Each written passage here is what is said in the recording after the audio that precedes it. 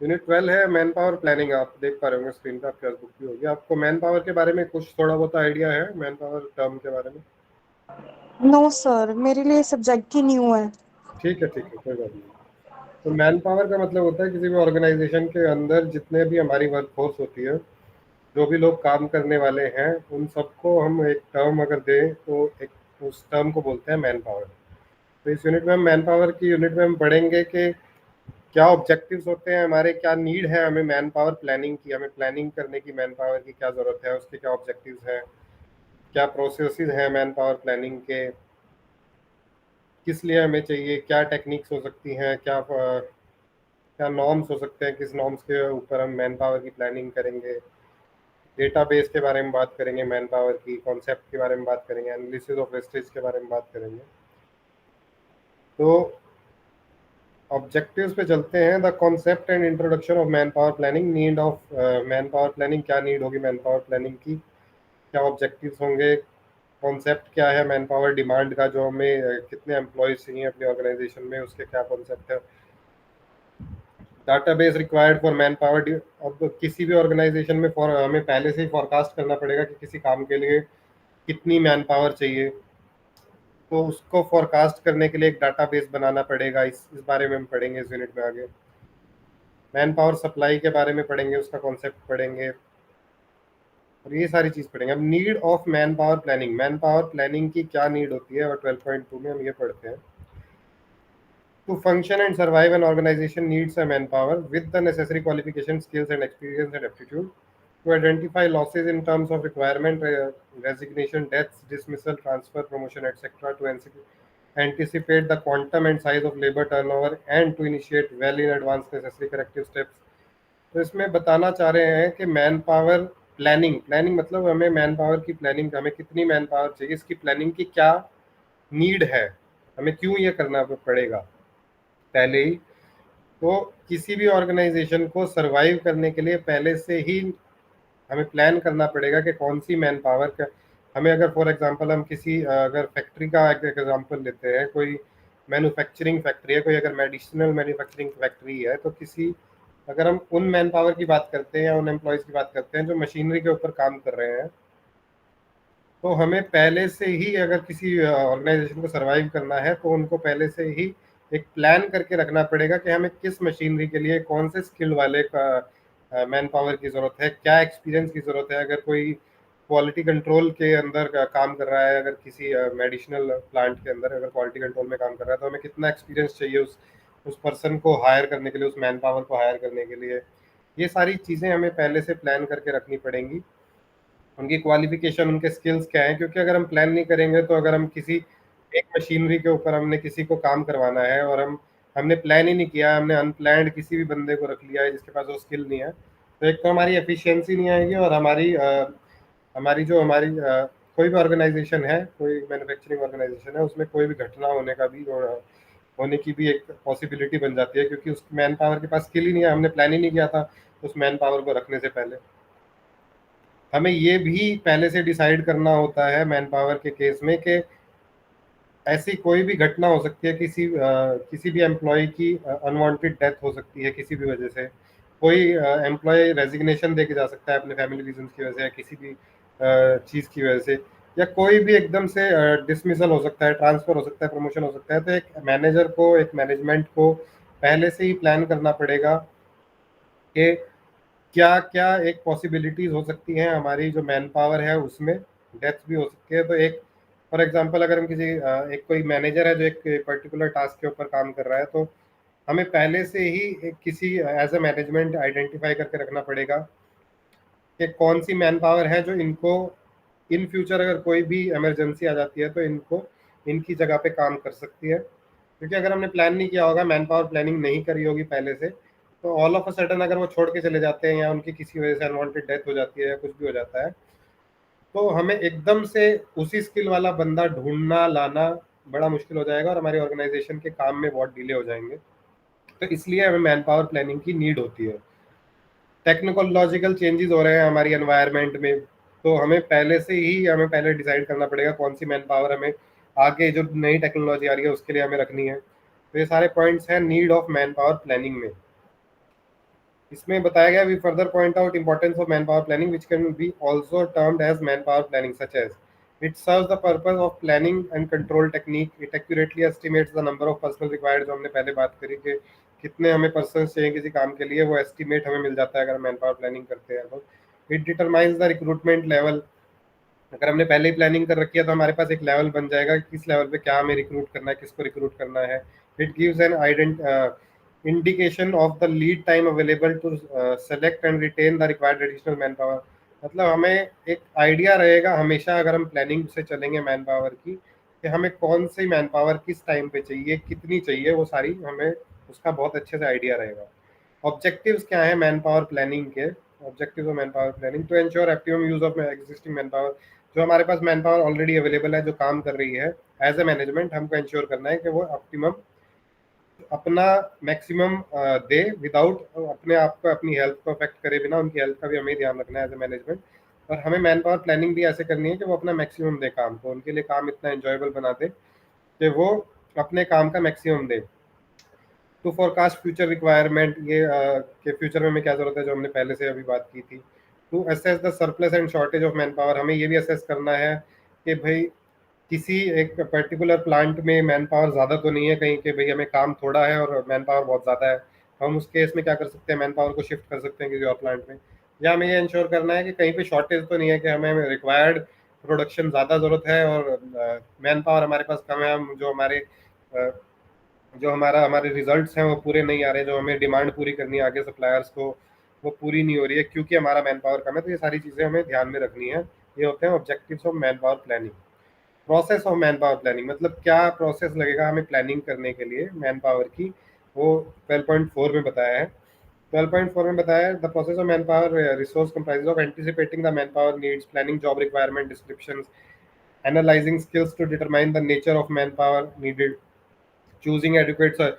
तो ये प्रोसेस के अंदर ये सब कुछ वही आ जाता है जो हमने अभी डिस्कस किया था, कि हमारी मैन पावर की नीड्स क्या है, हमारी ऑर्गेनाइजेशन की जॉब रिक्वायरमेंट्स क्या हैं, किस डिसिप्लिन में हमें कौन से मैन पावर चाहिए, कौन से बंदे चाहिए। मैन पावर मैंने बताया जैसे कि हमारे एम्प्लॉयज़ को ही हम मैन पावर बोलते हैं, हमारी मैन पावर जो हमारे ऑर्गेनाइजेशन के अंदर लोग काम कर रहे हैं। कौन से एडिक्वेट रिसोर्सेज हैं जो हमें रिक्रूट करने हैं अपने ऑर्गेनाइजेशन को आगे बढ़ाने के लिए। इसमें मेथड्स बताए गए हैं, the following 4 methods are generally used in determining the personnel requirements. Fixed minimum man specification requirements, मतलब फिक्स्ड मिनिमम हमारे पास एक फिक्स्ड मिनिमम मैन स्पेसिफिकेशन होनी चाहिए कि भाई किसी पर्टिकुलर काम के लिए ये पर्टिकुलर मैन या वेमेंस हमें चाहिए। एनुअल एस्टिमेशन ऑफ वैकेंसीज, के वैकेंसीज कितनी होंगी हमारी एनुअली। स्पेसिफिक पोजीशन एस्टिमेट्स, कि कौन सी पोजीशन पे कौन है, इसका एस्टिमेट हमें पहले से ध्यान में रखना पड़ेगा। ये भी मैन पावर प्लानिंग के अंदर आ जाता है, process of man power planning के अंदर। फिर इन्होंने बताया man power demand forecasting, supply forecasting, वही जो हमने पहले बात की कि कितनी हमें डिमांड चाहिए, फोरकास्ट हमें पहले से करना पड़ेगा।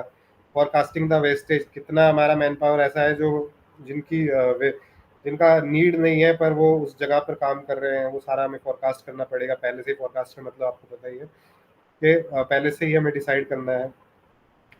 मैन पावर डिमांड फोरकास्टिंग का मतलब क्या होता है, ये जो हमने अभी पढ़ा वो ये है। The process of human resource planning, man power planning begins with the forecasting of man power demand. The forecasting must be in line with the organization plan और objectives. The manpower demand forecasting is done in terms of the additional number of employees required, category to which the additional employees will belong, educational knowledge, aptitudes, वही जो हम अभी तक बात करते आ रहे हैं कि तो मैन पावर डिमांड फोरकास्टिंग है। फोरकास्टिंग का मतलब होता है हमें पहले से ही एक वो प्लान बनाना पड़ेगा कि एज ए मैनेजमेंट के हमें क्या चाहिए, क्या कौन से हमें एम्प्लॉयज़ चाहिए। तो इसमें बताया कि अगर कोई पर्टिकुलर किसी काम में ऑलरेडी अगर किसी काम में 10 एम्प्लॉयज़ काम कर रहे हैं, किसी प्रोजेक्ट में 10 एम्प्लॉयज़ काम कर रहे हैं, तो हमें फोरकास्ट करना पड़ेगा इन फ्यूचर जो चेंजेस हो रहे हैं हमारे एनवायरनमेंट में, उसके बाद हमें इस प्रोजेक्ट में और कितने एम्प्लॉयज़ रिक्वायर्ड हो सकते हैं या कितने नहीं हो सकते हैं। जो हम नए एम्प्लॉयज़ को रख रहे हैं वो किस कैटेगरी से, कैटेगरी का मतलब होता है यहाँ पे कि वो किस किस स्किल सेट के साथ आते हैं वो, ये हमें पहले से डिसाइड करना पड़ेगा। उनका नॉलेज क्या है, उनके एक्सपीरियंस क्या है, ये सारा हमें पहले से फोरकास्ट करना पड़ेगा। ये सारा आ जाता है मैन पावर डिमांड फोरकास्टिंग में। इसमें टेक्निक्स भी बताई गई हैं, जैसे कि man power forecast, need of man power forecast, types of man power forecast, मतलब क्या मैन पावर फोरकास्ट क्या होता है, उसकी नीड क्या है। तो मैन पावर फोरकास्ट वही हमने जो पहले भी डिस्कस कर रखा है, इसको दोबारा डिस्कस करने की जरूरत नहीं है। Need of man power forecast वही होता है कि हमें इसकी सेकंड पैरा पढ़ते हैं। The second major reason of adopting this method is imperfections in labor market due to markets of manpower with long lead time for production are characterized by cobweb cycles because of long lags in the supply side and short lags in the demand side. We can say that due to this, labor market may ultimately lead to distortion in occupation education correspondence, which could either result in huge educated unemployment and people taking those occupations for which they are not adequately prepared. तो man power planning में need of man power forecast का इन्होंने यही बताया है कि आपको इसलिए फोरकास्ट इसलिए ज़रूरी है क्योंकि आपको ये डिसाइड करना पड़ेगा एज ए मैनेजमेंट कि आपको कौन से स्किल वाला पर्सन हमारी किस पर्टिकुलर काम के लिए ज़रूरी है। अगर हम ये फोरकास्टिंग नहीं करते हैं तो इसमें बताया गया है कि उससे अनएम्प्लॉयमेंट ह्यूज एजुकेटेड अनएम्प्लॉयमेंट बढ़ेगी और people taking those occupations for which they are not adequate prepared, मतलब लोग वो वाली ऑक्यूपेशन को ले लेंगे जिसके लिए वो पहले से ऑलरेडी प्रिपेयर्ड नहीं है, उनके पास वो स्किल सेट नहीं है। तो इसलिए फोरकास्ट पहले से जो मैन पावर हमने बात करी, need of man power forecast, वो बहुत ज़रूरी है। तो टाइप ऑफ फोरकास्ट कैसे हो सकते हैं? शॉर्ट टर्म फोरकास्ट हो सकता है, मीडियम टर्म फोरकास्ट हो सकता है, लॉन्ग टर्म फोरकास्ट होता है। मतलब वही हमें डिसाइड करना होगा एज ए मैनेजमेंट कि हमें जो हम मैन पावर हमें चाहिए वो कितने टाइम के लिए चाहिए। शॉर्ट टाइम के लिए चाहिए, मीडियम टाइम के लिए चाहिए, टू, और मीडियम आता है 2 to 5 years।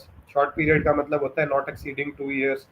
लॉन्ग टर्म का मतलब होता है कि 5 years are considered as long-term forecast. This type of forecast are very useful in educational planning related to the high-skilled professional categories of manpower. They are also useful in preparation corporate plans. मतलब जो हम long term forecast के लिए man power रख रहे हैं वो वाले वो मैन पावर हमारे वो होंगे जो हाईली स्किल्ड होंगे, जिनको हम अपनी मैनेजमेंट के डिसीजंस में भी हम उनको इन्वॉल्व करेंगे और जो technological changes and major organization developments में भी हमारा साथ देंगे। तो लॉन्ग टर्म फोरकास्ट वो होती है।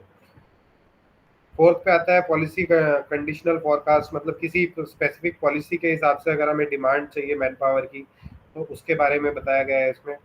Onlooker forecast, the forecast derived by assuming that the forecast influencing manpower demand behave in the future as they influence in the past.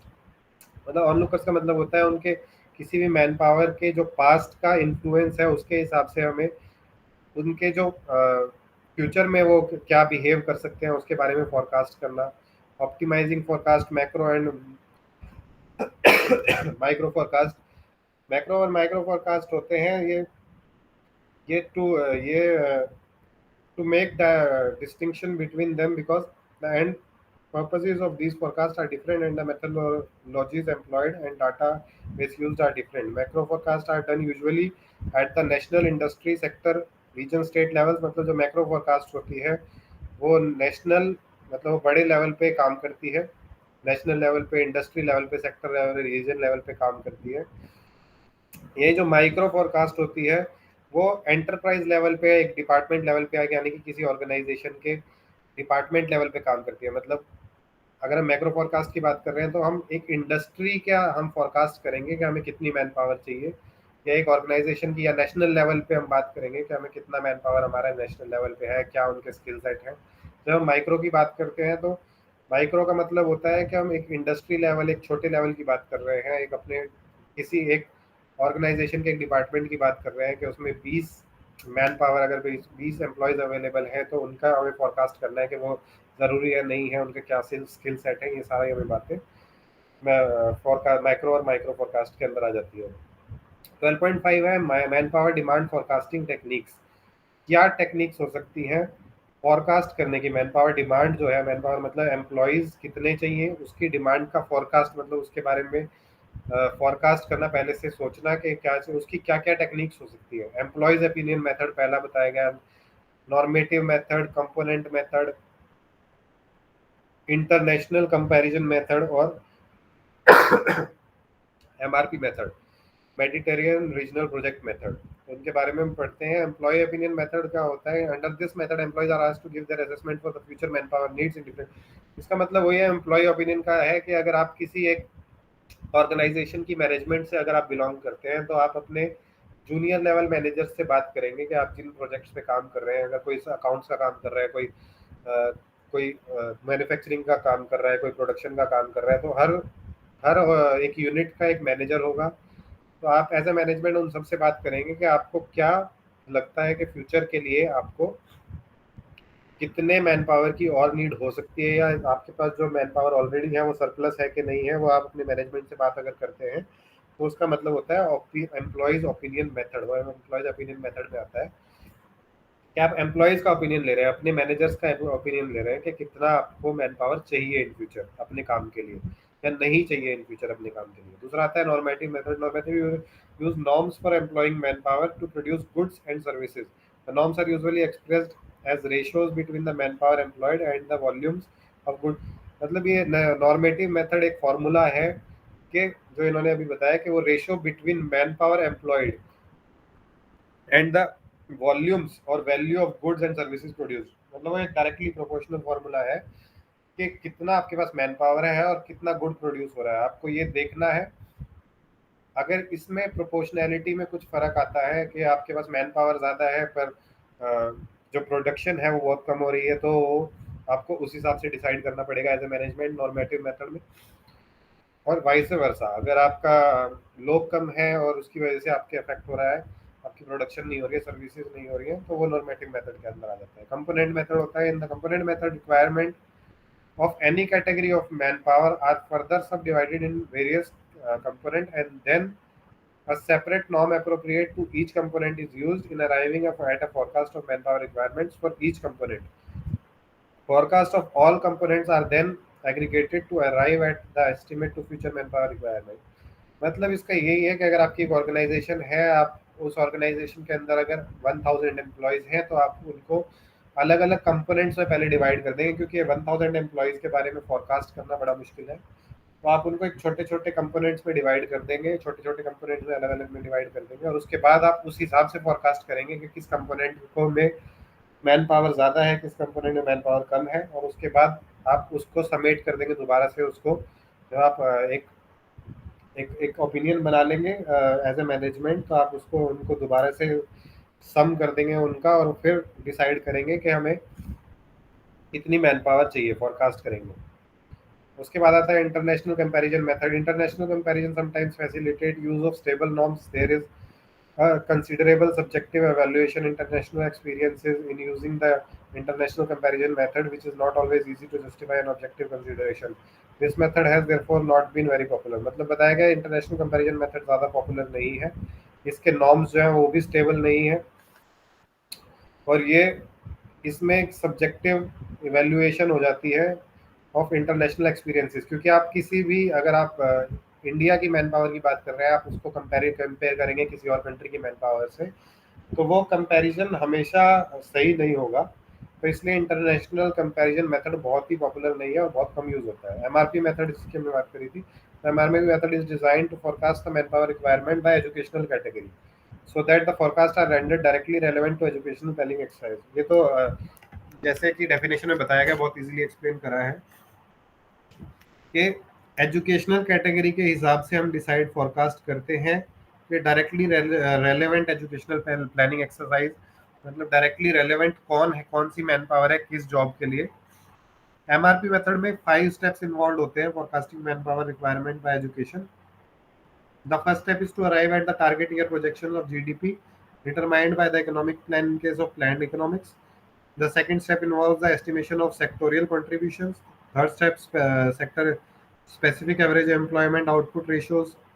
Fourth step, sectorial forecast of employment thus obtained by the target year. And then तो इसमें अलग अलग 5 steps बताए गए हैं जिसके through आप educational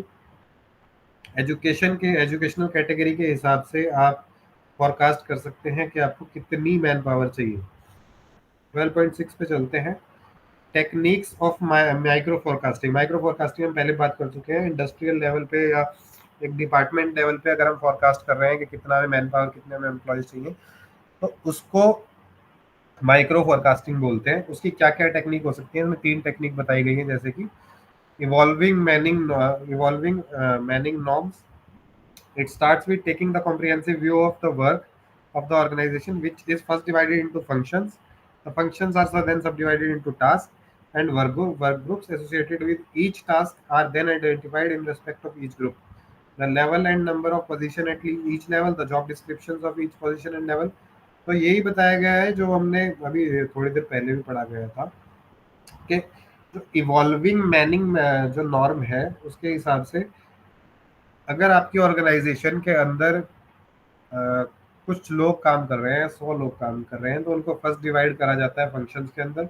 उसके बाद टास्क में डिवाइड करा जाता है कौन से लोग क्या टास्क परफॉर्म करेंगे, और फिर वर्क ग्रुप में डिसाइड करा जाता है, और उसके हिसाब से आइडेंटिफाई करा जाता है कि क्या फोरकास्टिंग होगी, क्या हमें स्किल सेट चाहिए, क्या हमें मैन पावर चाहिए, किस ग्रुप के लिए। जैसे हमने 3 चीज में डिवाइड करा, इनको सब डिवाइड करा, फंक्शन को पहले फंक्शन में डिवाइड करा, फिर टास्क में डिवाइड करा, फिर वर्क ग्रुप में डिवाइड करा। तो डिवाइड करने के बाद हम देखेंगे कि वर्क ग्रुप में हमें कितने लोग चाहिए, फोरकास्ट करेंगे। टास्क परफॉर्म करने वाले, स्किल सेट करने वाले हमें कितने लोग चाहिए, जैसे कि इसमें बताया गया है। Skill gaps of each their education, training and experience requirement are worked out. मतलब उसमें एजुकेशन और उनकी ट्रेनिंग क्या है, कितनी उन्हें ट्रेनिंग मिली हुई है, वो सारे एक्सपेरिमेंट एक्सपीरियंस जो उनका है वो सारा देखा जाता है। Man power forecasting process at macro level therefore calls for forecast and analysis for future workload patterns to arrive at appropriate norms। मतलब जिससे हमारा फ्यूचर वर्कलोड जो है, पैटर्न्स है, वो अप्रोप्रिएट एक काम करे, जो ठीक से काम करे, उसको बोलते हैं फोरकास्टिंग। वर्कलोड 12.6.2 में आ जाता है। If work consist of a single type of activity then the total output is a measure of the amount of work. मतलब अगर किसी काम में एक ही तरह का काम हम किए जा कर रहे हैं, तो टोटल आउटपुट मेजर करनी बहुत ही आसान हो जाती है। कितना हम काम कर रहे हैं, कितनी आउटपुट मिल रही है, ये बहुत आसान हो जाता है। तो ये तो होती है in areas such as provision of health care. Workload after is a function of population forecast obtained by demographic technique in the provision of healthcare can be treated as workload forecast। मतलब जो work health care departments होते हैं, क्योंकि उसमें एक ही type की activity हो रही है बार बार बार बार, अब हेल्थ केयर में बहुत सारे चेंजेस नहीं हो रहे हैं, तो हेल्थ केयर को हम ट्रीट कर सकते हैं वर्कलोड फोरकास्ट में। वर्कलोड फोरकास्ट हमने पहले पढ़ा कि वही है जिसके अंदर एक टाइप की एक्टिविटी होती है, और उसमें हम जो काम का हमें आउटपुट का हमें मेजर है वो बहुत आराम से हम कर सकते हैं।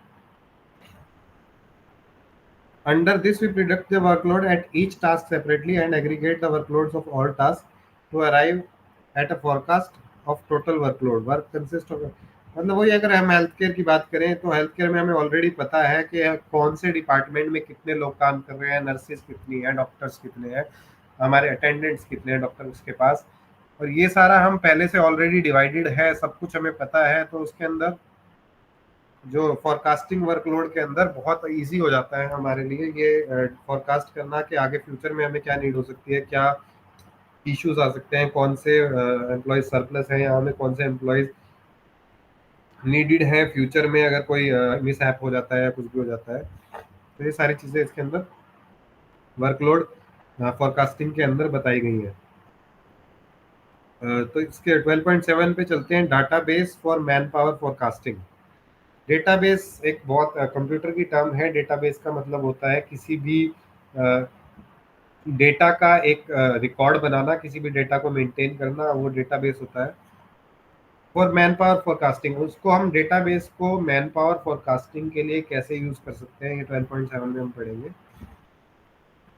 Database for macro forecasting. Macro forecasting हमने ऑलरेडी पढ़ चुके हैं, जो एक बड़े लेवल पे फोरकास्टिंग होती है वो मैक्रो फोरकास्टिंग होती है, जो नेशनल लेवल पे या ऑर्गेनाइजेशनल लेवल पे होती है। तो डेटाबेस फॉर मैक्रो फोरकास्टिंग क्या होता है? Population statistics, data on economic parameters, information on technologies.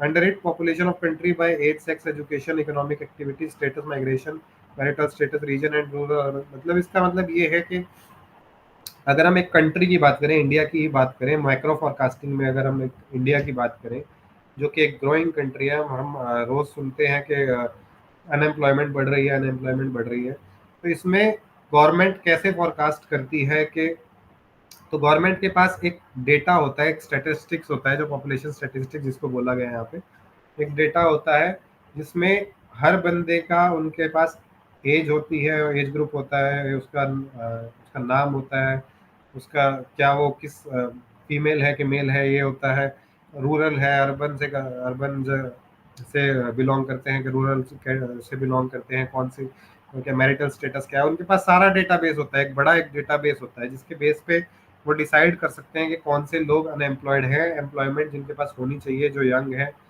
तो इसको बोलते हैं पॉपुलेशन स्टैटिस्टिक्स। दूसरा है इन्फॉर डेटा ऑन इकोनॉमिक पैरामीटर्स, मतलब क्या उनकी किसी भी एक गवर्नमेंट के अगर हम एग्जांपल लें तो गवर्नमेंट या के पास एक डेटा होता है कि कौन से फैमिली कितना अर्निंग कर रही है, उनकी इकोनॉमिक कंडीशन क्या है। तो उसके ऊपर, डेटा के ऊपर हम वो फोरकास्ट कर सकती है गवर्नमेंट, या कोई ऑर्गेनाइजेशन, अगर कोई बड़ी ऑर्गेनाइजेशन होती है तो उनके पास पूरा डेटा होता है अपनी अपने सारे स्टाफ का। तो उसके हिसाब से वो फोरकास्ट कर सकते हैं कि किसको एम्प्लॉयमेंट की नीड है, कितनी एम्प्लॉयमेंट की नीड है। और information on technologies, existing technology जिस हिसाब से चेंज हो रही है daily on day to day basis. तो एग्जिस्टिंग टेक्नोलॉजी का details about existing technology are needed by the industry, specifying the implication of each technology for employment generation and investment। तो वही है कि डेटाबेस एक टेक्नोलॉजी का भी मेंटेन करना पड़ता है कंपनीज को या फिर गवर्नमेंट को या मैनेजमेंट को, क्योंकि टेक्नोलॉजी में डेली चेंजेस होते हैं, तो आपको डेटाबेस मेंटेन करना पड़ेगा, जिसकी वजह से आप आगे ये डिसाइड कर सकते हैं कि आपको कौन सी मैन पावर नीड है किसी नई टेक्नोलॉजी की वजह से, और आप उसको हायर कर सकते हैं। तो ये सब इनमें बताया गया है ट्रेनिंग इसमें। जो डेटाबेस फॉर माइक्रो फोरकास्टिंग वही है जो किसी छोटे लेवल पे कई एक ऑर्गेनाइजेशन या किसी ऑर्गेनाइजेशन के एक डिपार्टमेंट लेवल पे अगर हम फोरकास्टिंग करें कि कितना हमें मैन पावर चाहिए, तो वो डेटाबेस फॉर माइक्रो फोरकास्टिंग हो जाता है। उसमें personal data, recruitment module, job experience module, मतलब किसी और अगर किसी पर्टिकुलर डिपार्टमेंट में कोई लोग काम कर रहे हैं, मैन पावर काम कर रही है, तो उनका कितना एक्सपीरियंस है, क्या परफॉर्म कर रहे हैं वो, क्या ट्रेनिंग डेवलपमेंट मॉड्यूल हो रहा है उनका, क्या मिसलेनियस मॉड्यूल है। तो ये सारी चीज़ें फोरकास्ट करने के लिए काम आती हैं। क्या मिसलेनियस मॉड्यूल में आ जाता है कि भाई कंपनसेशन और बेनिफिट्स क्या मिल रहे हैं, रिसीव्ड हेल्थ स्टेटस क्या है, इंफॉर्मेशन क्या है, ये सारी चीज़ें आ जाती हैं माइक्रो लेवल फोरकास्टिंग के अंदर। डेटाबेस फॉर माइक्रो फोरकास्टिंग, मतलब ये सारी चीज़ें हमें डेटाबेस के अंदर मेंटेन करनी पड़ेंगी माइक्रो फोरकास्टिंग के अंदर। मैन पावर सप्लाई फोरकास्टिंग, अगर 12.8 पे हम आए तो मैन पावर सप्लाई फोरकास्टिंग क्या होती है, ये मैन पावर हमें कितना सप्लाई करना है उसकी फोरकास्टिंग।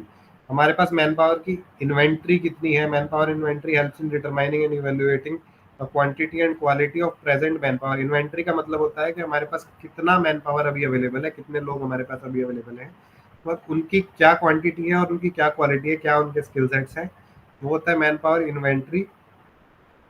तो इसे बताया गया, through inventory organizations come to know that what exist in the stock in terms of analysis, number of employees, the category to which they belong, employee skills, ability, etcetera.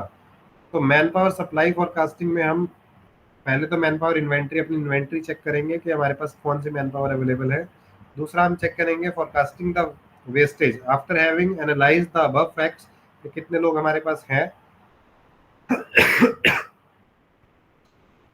हमें ये check करना पड़ेगा कि vestiges से यहाँ मतलब है कि रिटायरमेंट कितनी होने वाली है, कितनी हमारी जो हमारे पास अभी इन्वेंट्री थी उसमें डेथ हो चुकी हैं, कितने टर्मिनेशन हो चुके हैं, रेजिग्नेशन हो चुके हैं, कितने लोग कितना हमारा मैन पावर वेस्ट हो गया है, इसके बारे में हमें फोरकास्ट करना है। ये आता है मैन पावर सप्लाई फोरकास्टिंग के अंदर। कि आपकी कम एज अ मैनेजमेंट आपको देखना पड़ेगा कि आप अगर सप्लाई अपनी मैन पावर को सप्लाई कर रहे हैं, तो कितनी आपकी इन्वेंट्री है और उस इन्वेंट्री में कितनी वेस्टेज हो चुकी है, मतलब कितने लोग छोड़ के जा चुके हैं या किसी वजह से वो काम नहीं कर पा रहे हैं। कॉन्सेप्ट क्या है मैन पावर सप्लाई का, वो इसमें बताया गया है। उनकी मैन पावर सप्लाई की डायमेंशन बताई है। There are four dimensions of manpower supply that are as follows: manpower stack and flow, quantity and quality, occupation and education, macro and micro. ये मैक्रो एंड माइक्रो हम पढ़ चुके हैं, education and occupation हम पढ़ चुके हैं, तो इनके बारे में थोड़ा थोड़ा हम देख लेते हैं। Stack and flow, stock and flow क्या होता है? Flow dimension refers to manpower supply over a period of time, say over a 5 year plan period. Stock dimension denotes manpower supply at a particular point of time, like target date and economic plan. Stack and flow अगर dimension की बात करें तो उसका मतलब होता है कि हम किसी स्पेसिफिक पीरियड ऑफ टाइम के लिए मैन पावर को सप्लाई कर रहे हैं, अपने किसी भी एम्प्लॉय को सप्लाई कर रहे हैं, वो मैन पावर सप्लाई बोलते हैं उसको, 5 पीरियड प्लान के लिए। क्वांटिटी एंड क्वालिटी का मतलब होता है quantitative dimension of man power supply indicates the number of persons available, मतलब कितनी क्वांटिटी अवेलेबल है with the requisite qualification and skills, मतलब कितनी क्वांटिटी अवेलेबल है, इनके पास वो स्किल हैं जो हमें चाहिए, एम्प्लॉयड भी और अनएम्प्लॉयड भी, या जो जॉब देख रहे हैं। On the other hand qualitative dimension, जो qualitative dimension of man power supply refers to characteristic of man power supply which specialisation level duration. Quantity और क्वालिटी वही है जो हम पहले भी पढ़ चुके हैं कि कितनी क्वांटिटी हमें चाहिए या कितनी क्वांटिटी हमारे पास ऑलरेडी है, और क्वालिटी होती है कि क्या स्किल सेट, क्या ड्यूरेशन के लिए क्या चीज़, ये सारी चीज़ें क्या उसके पास ट्रेनिंग है हमारे मैन पावर के पास, ये सारी चीज़ें आ जाती है क्वालिटी एंड क्वांटिटी में। मैक्रो एंड माइक्रो हम पढ़ चुके हैं। ऑक्यूपेशन एंड एजुकेशन, ऑक्यूपेशन होता है कि occupation is a description of function role to be played, मतलब क्या रोल प्ले करना है किसी भी मैन पावर को, और वहीं एजुकेशन होता है कि उसकी क्या एजुकेशन है और उस एजुकेशन के हिसाब से वो क्या काम कर सकते हैं। जैसे कि इसमें बताया गया man power supply for that occupation therefore consist of all graduates and, तो इसमें हम अगर यहाँ से पढ़े, N occupation does not always indicate education, मतलब ऑक्यूपेशन से हम एजुकेशन का अंदाज़ा नहीं लगा सकते। वही हमने जो शुरू में पढ़ा था कि कई बार ऐसा होता है कि जिनके पास कोई एक एक स्किल सेट है तो वो अपनी स्किल सेट के पे काम नहीं कर रहे हैं, वो किसी और स्किल सेट पे काम कर रहे हैं, उन्होंने किसी और की ऑक्यूपेशन ली है। तो अगर कोई फॉर एग्जांपल कोई एक बंदा जो कंप्यूटर में बहुत अच्छा है, पर उसे किसी वजह से वो क्योंकि अनएम्प्लॉयड था, उसे किसी वजह से एडमिनिस्ट्रेटिव जॉब लेनी पड़ी या एक क्लैरिकल जॉब लेनी पड़ी, तो उसको उस बंदे को जो स्किल सेट है, हम अगर हम पहले हम उससे पूछेंगे कि अगर आप किस लेवल पे काम कर रहे हैं, वो बताएगा कि मैं एडमिनिस्ट्रेटिव लेवल पे काम कर रहा हूँ, तो हम उससे उसकी एजुकेशन को जज नहीं कर सकते हैं। ऑक्यूपेशन से एजुकेशन को जज ना कर पाना, वो इसमें बताया गया है। Functional role where an occupational group is uniquely related to an educational program to that all entrants to the occupation must come from educational program concerned, मतलब जो भी एंटरेंट्स हैं किसी भी ऑक्यूपेशन में, वो अगर एजुकेशनल बैकग्राउंड से आए, उसी एजुकेशनल बैकग्राउंड से आए जो नीड है उस जॉब की, तो वो एक बहुत अच्छा होगा उसके लिए, हमारे सप्लाई के लिए, मैन पावर सप्लाई के लिए। मैक्रो एंड माइक्रो हम पढ़ चुके हैं ऑलरेडी। मैक्रो फॉरकास्टिंग हम पढ़ चुके हैं डायरेक्ट। इसमें मैक्रो फॉरकास्टिंग में बताया गया है कि दो तरह के मेथड होते हैं, डायरेक्ट और इनडायरेक्ट मेथड होते हैं। मैक्रो फॉरकास्टिंग वही होती है जो बड़े लेवल पे होती है, गवर्नमेंट लेवल पे होती है, एक बड़ी ऑर्गेनाइजेशन लेवल पे होती है।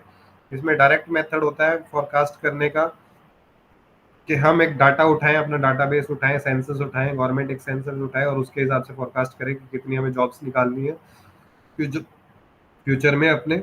और इनडायरेक्ट मेथड होता है जिसमें under this method institutional out turn over the active life span starting from the base period up to the target date is cumulated making an adjustment of factor attrition labor force participation to obtain the estimate of manpower stock at the target date।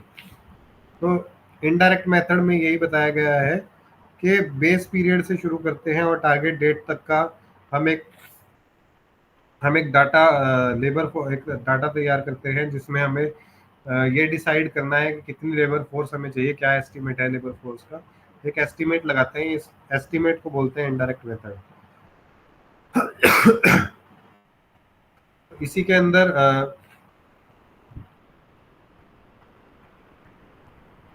Estimation के अंदर ही आ जाता है estimating active life span, क्या life span active है, determining base period, कितना base period होगा, forecasting annual institutional outturn, estimating attrition rate, obtaining cumulated outturn adjustment और attrition, estimating man power supply. ये सारी चीज़ें हम ऑलरेडी डिस्कस कर चुके हैं। फोरकास्ट करना annual institution out turn, estimating attrition rate. Attrition rate वही होता है कि डेथ, रिटायरमेंट, माइग्रेशन को कितने लोग छोड़ के जा रहे हैं, कितने लोग किसी वजह से उनकी डेथ हो गई है, रिटायरमेंट ले ली है, कुछ भी। ये सारी चीज़ें एस्टिमेट करना और उसके हिसाब से मैन पावर फोरकास्ट करना, इसको कहते हैं मैन पावर फोरकास्टिंग। यहाँ पर कुछ फॉर्मूलेज भी बताए गए हैं जिनको आप ट्राई कर सकते हैं। Obtaining formulated outturn adjustment attrition,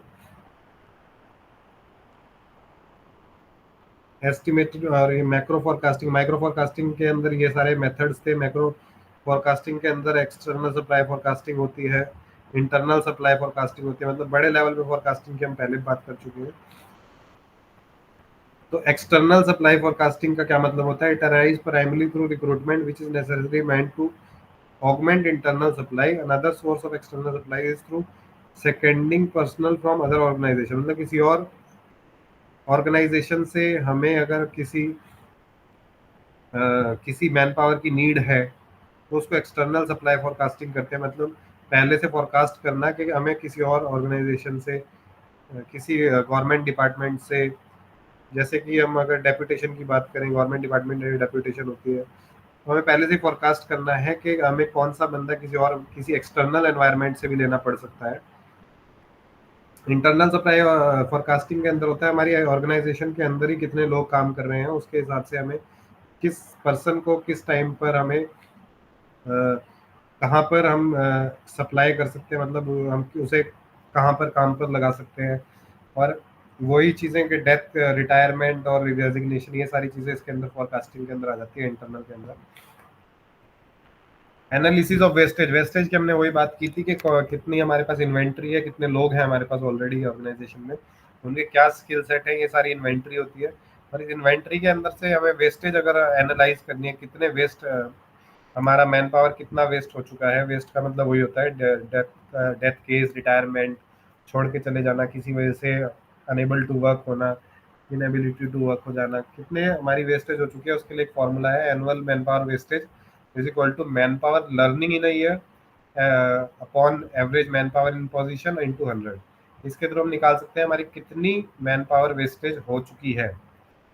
उसके बाद स्टेबिलिटी इंडेक्स का एक फॉर्मूला बताया गया है, ये भी man power with 1 year service at a time, मतलब कि एक मैन पावर जिसकी 1 ईयर की सर्विस है, upon manpower in position at time t-1 and into 100। इससे हम निकाल सकते हैं स्टेबिलिटी इंडेक्स। इसके कुछ डिसएडवांटेजेस भी बताए गए हैं। मॉडिफाइड स्टेबिलिटी इंडेक्स का फॉर्मूला बताया गया है जो कि बोयज स्टेबिलिटी इंडेक्स है, ये पढ़ सकते हैं आप। उसके बाद आ जाता है 12.10 में रिकॉन्साइलिंग डिमांड एंड सप्लाई। उसका एक बहुत अच्छा यहाँ पर एक डायग्राम बताया गया है। इस डायग्राम को पढ़ सकते हैं और इसको बनाएंगे अगर आप एग्जाम में, तो अच्छे अगर नंबर मिल सकते हैं आपको। रिकॉन्साइलिंग डिमांड एंड सप्लाई मतलब आपको डिमांड कितनी है आपकी ऑर्गेनाइजेशन की और सप्लाई कितनी हो रही है, इसको रिकॉन्साइल मतलब दोबारा से एक बार सोचना, उसको कहते हैं reconciling of demand and supply. उसका एक ये जो डायग्राम है, human resource planning system, organisation plan, human resource inventory, कितने number of category, level, specialisation, performance, appraisal data, age etcetera, matching process, human resource wastage forecast, net man power supply forecast, implementation, feedback etcetera. ये सारी चीज़ें आप इसको पढ़ सकते हैं। ये चैप्टर 12.12 जो है वो यहाँ पर ख़त्म होता है। उसके बाद 13 शुरू करेंगे 5 मिनट के गैप में। अगर इसमें कुछ इशू आपको कुछ समझ ना आया हो दिशा, तो आप बता सकते हैं। सर इसमें आ गया मेरे को समझ। ठीक है, तो हम अब तो कुछ देर में 13 यूनिट शुरू करते हैं, ठीक है भैया? ओके। ठीक है सर।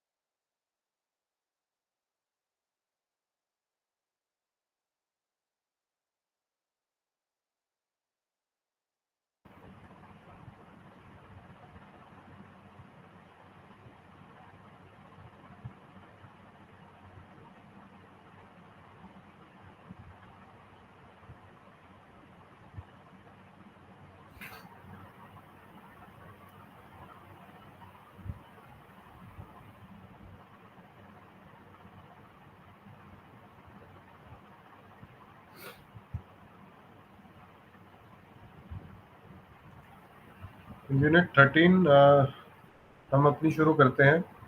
यूनिट 13 है कंट्रोलिंग। कंट्रोलिंग का एक सिंपल सा मतलब होता है किसी भी चीज़ को कंट्रोल करना।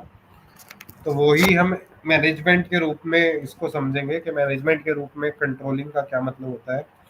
कंट्रोलिंग हमारी हर फील्ड में यूज़ होती है। अगर हम किसी भी एक ऑर्गेनाइजेशन की बात करें, किसी भी गवर्नमेंट ऑफिस की बात करें, तो जो टॉप लेवल होता है वहाँ पर वो कंट्रोल करता है, पूरे ऑफिस को कंट्रोल करता है। वो डिसाइड करता है कि क्या एक्शन होना चाहिए, क्या उस एक्शन के हिसाब से ही सारे एम्प्लॉयज उसमें काम करते हैं। तो मैनेजमेंट में कंट्रोलिंग क्या होती है हम उसके बारे में अब पढ़ेंगे। क्या कंट्रोल होता है, क्या उसके ऑब्जेक्टिव्स हैं, क्या कैरेक्टरिस्टिक्स हैं, कैसे फीडबैक सिस्टम क्या है कंट्रोल के अंदर, मेथड्स क्या हो सकते हैं कंट्रोल करना, एनवायरनमेंट को कंट्रोल करना, एक ऑर्गेनाइजेशन के एनवायरनमेंट को, और क्या पॉलिसीज हो सकती हैं कंट्रोल करने के अंदर। तो अगर हम इंट्रोडक्शन का एक छोटा सा पैरा पढ़ें, before making controlling task the manager makes proper planning. The concepts of planning and planning process was discussed in the previous unit. Planning is followed by an important activity which is controlling, as planning sets the objectives. Controlling gives an effective way and tells the extent to which the set of objective have been achieved. मतलब वही जो हमने बात की कि हम पहले plan करते हैं। इससे पहले जो यूनिट हमने पढ़ी थी वो प्लानिंग की एक यूनिट भी हमने इससे पहले हम इसमें पढ़ चुके हैं। तो जब हम प्लानिंग कर लेते हैं, हमने सब कुछ प्लान कर लिया है कि हमें फॉरकास्टिंग कर ली है, प्लानिंग कर ली है, एक एक ऑर्गेनाइजेशन को आगे बढ़ाने के लिए फॉरकास्टिंग हो चुकी है, प्लानिंग हो चुकी है। उसके बाद अब मैनेजमेंट का रोल आता है कंट्रोल करने का, कि वो कंट्रोल करे एनवायरनमेंट को, किस तरह से पूरा एनवायरनमेंट वर्क करेगा किसी भी ऑर्गेनाइजेशन का, कैसे स्टार्ट होगा, कैसे एंड होगा कोई भी प्रोसेस, कहाँ कहाँ से हम रॉ मटेरियल लेंगे अगर हम किसी कंपनी की बात करें, और कैसे वो रिटेलर्स तक पहुंचेगा। वो सारे पूरी एनवायरनमेंट को कंट्रोल करना, इफेक्टिव वे में कंट्रोल करना प्लानिंग करने के बाद, उसको कहते हैं कंट्रोलिंग।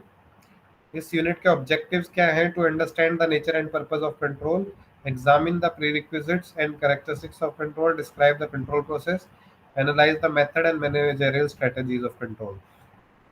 मतलब सारी मेथड्स क्या हो सकते हैं, मैनेजरियल स्ट्रेटजीज क्या हो सकते हैं कंट्रोल की।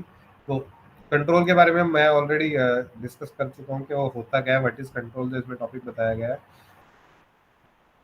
एक सेकंड पैरा इसमें अगर पढ़े, the primary responsibility of exercising control rests with every manager charged with the execution of plans.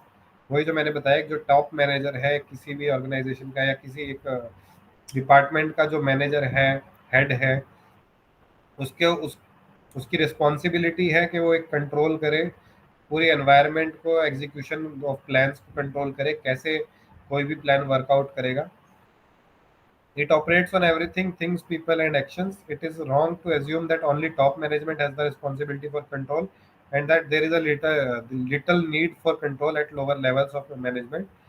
While the scope of control may vary from some extent depending upon the position of an employee in the hierarchy, all those who have responsibility for execution of plans need to exercise control too। मतलब किसी भी अगर हम बड़ी organisation की बात करते हैं तो वहाँ पर सिर्फ ऐसा नहीं होता कि एक मैनेजर है और उसके नीचे 10 एम्प्लॉयज हैं, 20 एम्प्लॉयज हैं। उसमें ऐसा होता है कि अलग अलग डिपार्टमेंट्स हैं, उनके अलग अलग मैनेजर्स हैं, उनके मैनेजर्स के एक उन अगर कोई 10 मैनेजर्स हैं 10 डिपार्टमेंट के, तो उनका एक हेड, एक मीडियम लेवल पे एक मैनेजर होगा, और उनका मीडियम लेवल के मैनेजर्स का एक हेड मैनेजर होगा। तो ऐसा नहीं है कि जो लोअर लेवल मैनेजर्स हैं वो ये सोचे कि हमारी कोई रिस्पॉन्सिबिलिटी नहीं है। जो टॉप लेवल मैनेजर्स हैं वो ही पहले से कोई प्लान एग्जीक्यूट करेंगे और उसके बाद उसको सिचुएशन को कंट्रोल करेंगे। पर इसमें ये बताया गया है कि कंट्रोल हर लेवल पे होता है। आपको लोअर लेवल मैनेजर हो, चाहे चाहे वो मिडिल लेवल मैनेजर हो, चाहे टॉप लेवल में, कंट्रोलिंग जो है किसी भी पावर्स की, और वो टॉप से लेके बॉटम तक सारे लेवल्स को अपनी रिस्पॉन्सिबिलिटी के हिसाब से सिचुएशन को कंट्रोल करना है और अपनी ऑर्गेनाइजेशन को आगे लेके जाना है।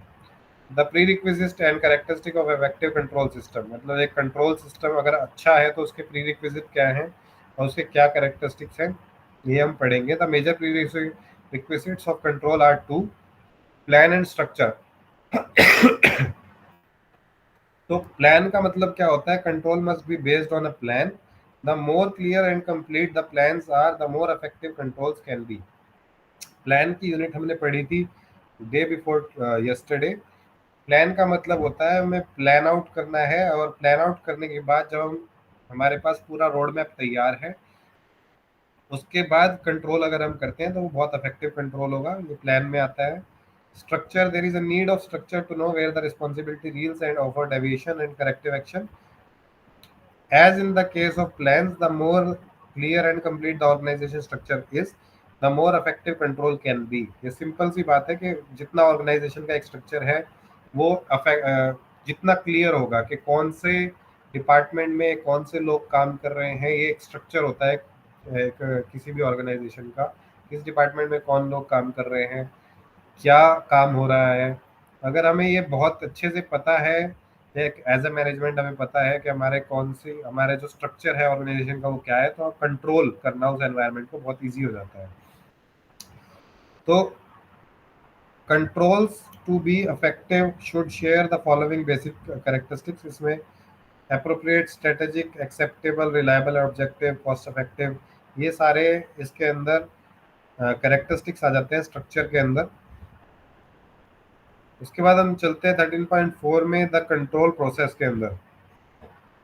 कंट्रोल प्रोसेस है क्या? इसके कंट्रोल प्रोसेस के अंदर किसी भी एनवायरनमेंट को कंट्रोल करने के लिए, ऑर्गेनाइजेशन को कंट्रोल करने के लिए कुछ स्टैंडर्ड्स को हमें बनाना पड़ेगा। Standards mean criteria of performance. Standards में भी ऑफ मैनी काइंड, बहुत सारे काइंड के, बहुत सारे तरीके के स्टैंडर्ड्स हो सकते हैं। इंक्लूड वेरिएबल गोल्स सेट है to be quantitative, qualitative. Quantitative qualitative हम ऑलरेडी अभी पिछली यूनिट में पढ़ा था हमने।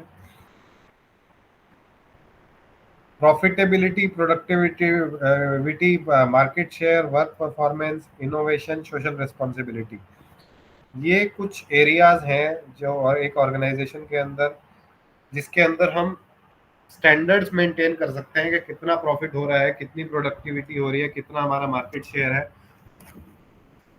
इसके अंदर हम कुछ स्टैंडर्ड्स मेंटेन कर सकते हैं। अगर हमारे स्टैंडर्ड्स होंगे तो हम एनवायरनमेंट को, उसकी ऑर्गेनाइजेशन के एनवायरनमेंट को बहुत अच्छे से कंट्रोल कर पाएंगे इन सारे करेक्टरिस्टिक्स के बेस के ऊपर। अब पढ़ते हैं control as a feedback system. Management control is usually viewed as a feedback system. This is seen more clearly by looking at process involved in control system, as shown in figure 13.1। 13.1 में दिखाया गया है कैसे ये एक as a feedback system में काम करता है कंट्रोल जो है।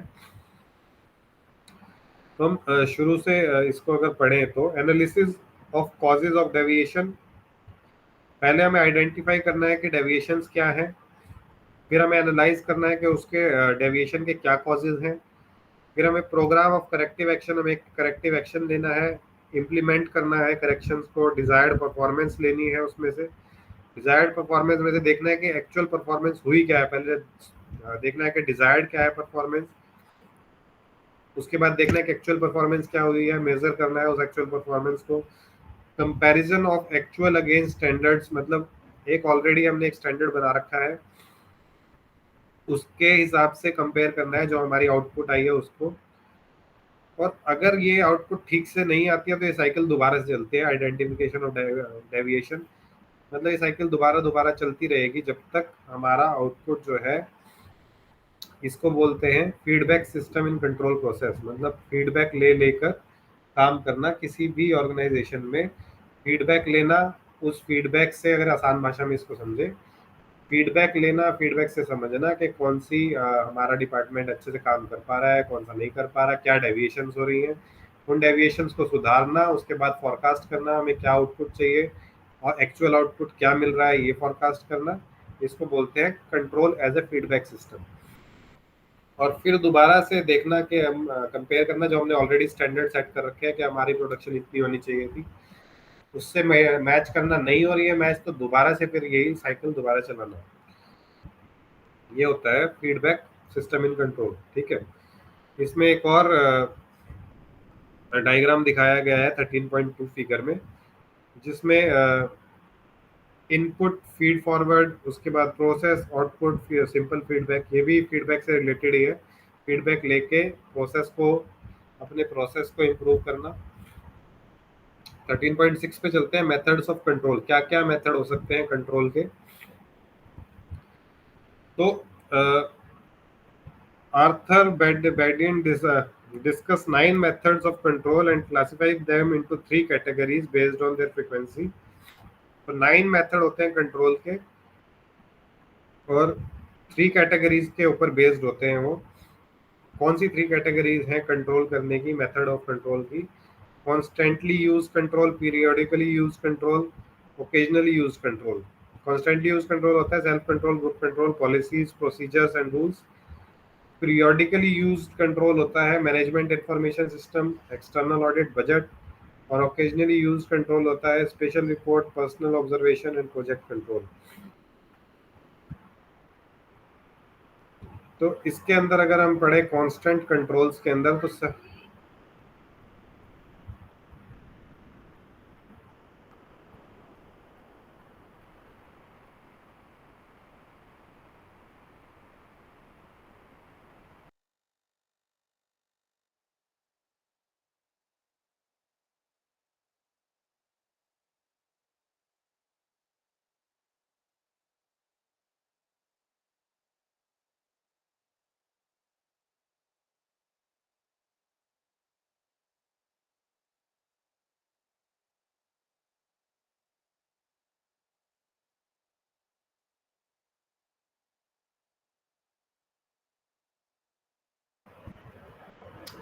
हाँ, तो हम पढ़ रहे थे सेल्फ कंट्रोल। कांस्टेंट कंट्रोल्स के अंदर आ जाते हैं सेल्फ कंट्रोल और ग्रुप कंट्रोल। सेल्फ कंट्रोल क्या होता है? Manager need to exercise more self control to minimize need for other control methods and making control in an organization acceptable and effective. Self control means giving a fair day's work for a fair day's pay, reporting to work on time, discharging duties and responsibilities properly and responsibility properly, and respecting the rights of others in organization. Self control is more in the tune with theory, why discussed later in the unit, और इस unit में बाद में जो discuss करेंगे। तो इसमें बताया गया है कि किसी भी मैनेजर को, किसी भी ऑर्गेनाइजेशन में, डिपार्टमेंट के मैनेजर को, अगर वो सेल्फ कंट्रोल पे ही काम कर लेता है, सेल्फ कंट्रोल का मतलब इसमें बताया, एक्सप्लेन किया गया है कि किसी भी मैनेजर को ये ध्यान में रखना होगा कि उसके एम्प्लॉयज की नीड्स क्या है, उसके एम्प्लॉयज को कितना काम एक दिन में देना चाहिए, कितना काम नहीं देना चाहिए, कितना काम वो कर सकता है, उसको टाइम पे डिस्चार्ज, अगर आप उसको टाइम पे लेट नहीं दे, मतलब ऐसा नहीं है कि आप उसको किसी भी एक एम्प्लॉय को बहुत लेट तक बिठा के रख रहे हैं, उसको जाने नहीं दे रहे हैं, उसको काम करवाए जा रहे हैं। उसकी रिस्पॉन्सिबिलिटीज समझना, अगर कोई फीमेल एम्प्लॉय है तो वो रिस्पॉन्सिबिलिटीज समझना, जो उसकी पे है वो टाइम पे जाती रहे, ये इंश्योर करना।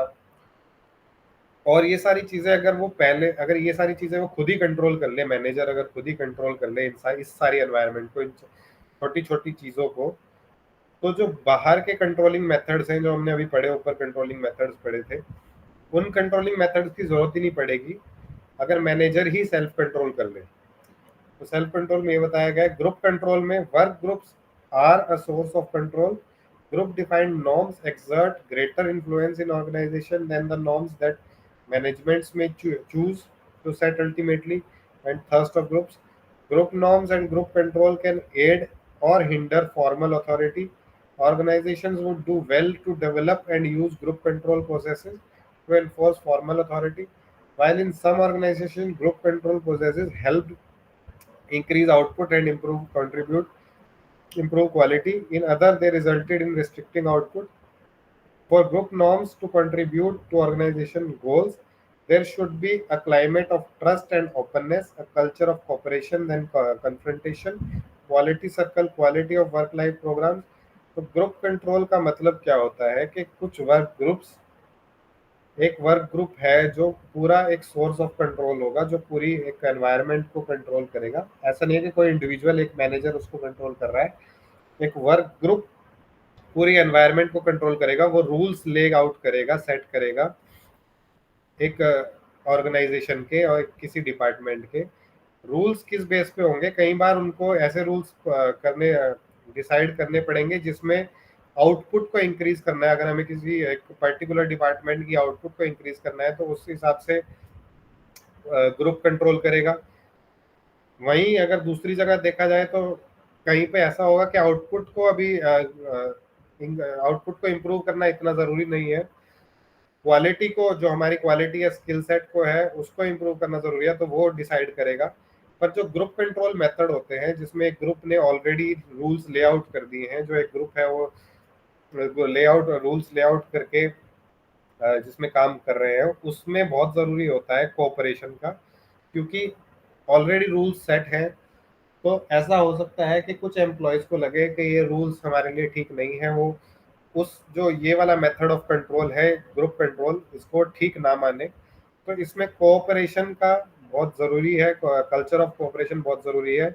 अगर यहाँ पे कन्फ्रंटेशन आ जाती है, मतलब अगर जो रूल सेट हैं वो वर्कर्स को नहीं अच्छे लग रहे हैं और वो उनको कन्फ्रंट करते हैं कि हमें, या उनके लीडर उनको कन्फ्रंट करते हैं कि हमें ये रूल्स नहीं अच्छे लग रहे, तो वो कन्फ्रंटेशन की एक सिचुएशन जो आ जाती है वो अच्छी नहीं रहती है, वो अच्छा एनवायरनमेंट नहीं है। तो ग्रुप कंट्रोल में ये एक डिसएडवांटेज है।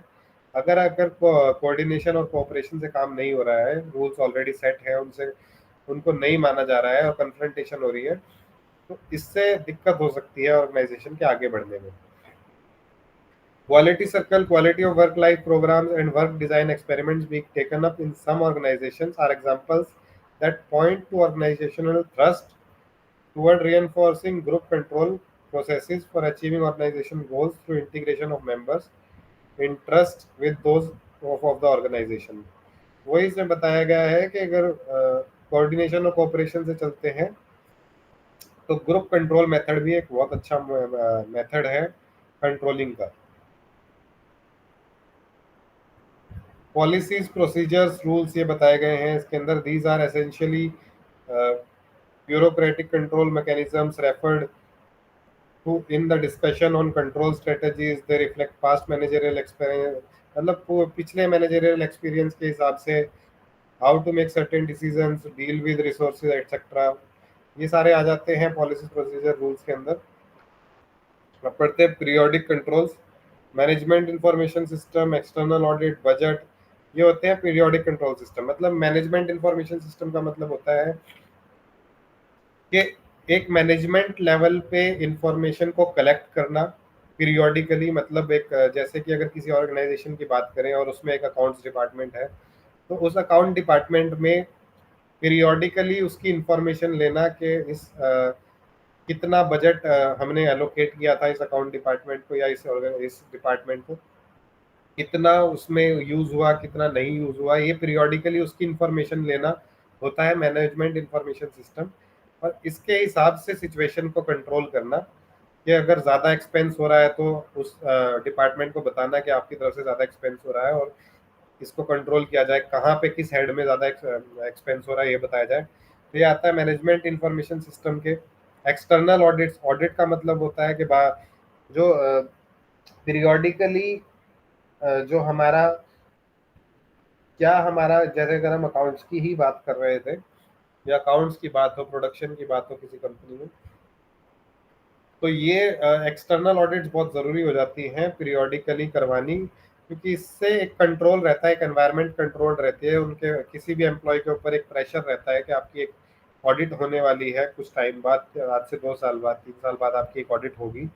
एक ऑडिट में क्या होता है कि सारा आपका जो आपने अब तक काम किया उसका लेखा जोखा जो होता है उसको पूरे को रिव्यू किया जाता है। एक एक्सटर्नल जो जैसे कि ऑडिटिंग टीम बनाई जाती है सेंट्रल गवर्नमेंट, स्टेट गवर्नमेंट्स के द्वारा, वो एक एक्सटर्नल ऑडिट टीम्स आती हैं, वो आकर सारा जो आपने काम किया उसको चेक करती हैं, वो कितना काम अच्छा था नहीं था, किस काम में उन्हें कोई इशू लग रहा है, वो सारी चीज़ें वो चेक करती हैं एक्सटर्नल ऑडिट टीम पीरियोडिकल आके। तो इससे कंट्रोल एनवायरनमेंट रहती है। इसमें टाटा स्टील का एग्जाम्पल दिया गया है। An example is the case of social audit conducted in Tata Steel in 1970. Forward-looking progressive private companies have in the past sought have social audit, not for evaluating financial performance, but to find out whether and how well they have been discharging their social obligations. मतलब financial में ही नहीं, अपनी social obligations को कैसे कोई company manage कर पा रही है, इसके लिए भी ऑडिट करना, मतलब अपना सोशल रिस्पॉन्सिबिलिटीज को कैसे निभा रही है कोई कंपनी, इसका ऑडिट करना। इसका एक एग्जांपल टाटा स्टील के बारे में दिया गया है जो 1970 में हुआ था। बजट्स भी पीरियोडिक कंट्रोल्स के अंदर आ जाता है। Budgets are plans that deal with the future allocation. मतलब वही जो हमने फर्स्ट पॉइंट में बात की थी कि भाई हम पहले से ही डिसाइड कर लेंगे, हम बार बार हर एक क्वार्टर में, अगर साल में 4 क्वार्टर होते हैं, तो हम हर क्वार्टर में जो टॉप मैनेजमेंट है वो बजट उसी हिसाब से एलोकेट करेगी जितना आपका पिछले क्वार्टर में यूटिलाइज हुआ है उस हिसाब से, और फॉरकास्ट टेक करेंगे, कंट्रोल करेंगे कि नेक्स्ट क्वार्टर में इतना ही खर्चा हो, इससे ज़्यादा खर्चा ना हो, अगर वो किसी ऑर्गेनाइजेशन की बात हो रही है और हमें ऑर्गेनाइजेशन को प्रॉफिट हो, ये बजट के अंदर आ जाता है। तो ये तो सारे थे पीरियोडिक कंट्रोल जो पीरियोडिकली होते हैं, जैसे कि ऑडिट पीरियोडिकली होती है, मैनेजमेंट इंफॉर्मेशन पीरियोडिकली ली जाती है, बजट के बारे में इंफॉर्मेशन पीरियोडिकली ली जाती है अकाउंट के अंदर।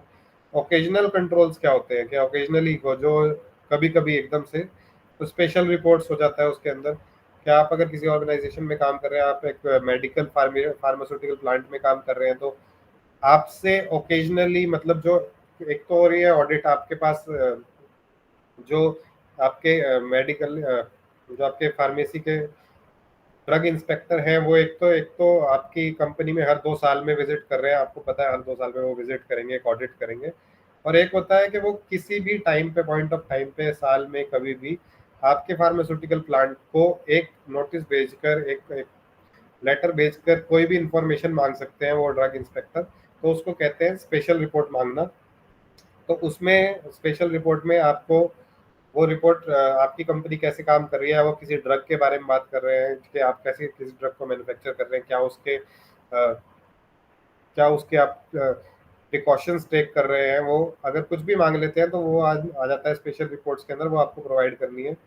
और वो पीरियोडिकल नहीं होती है, वो कभी भी हो सकती है, कभी भी कोई ड्रग इंस्पेक्टर उठकर किसी भी फार्मास्यूटिकल प्लांट से मांग सकता है, अगर हम एक फार्मेसी कंपनी की बात करें।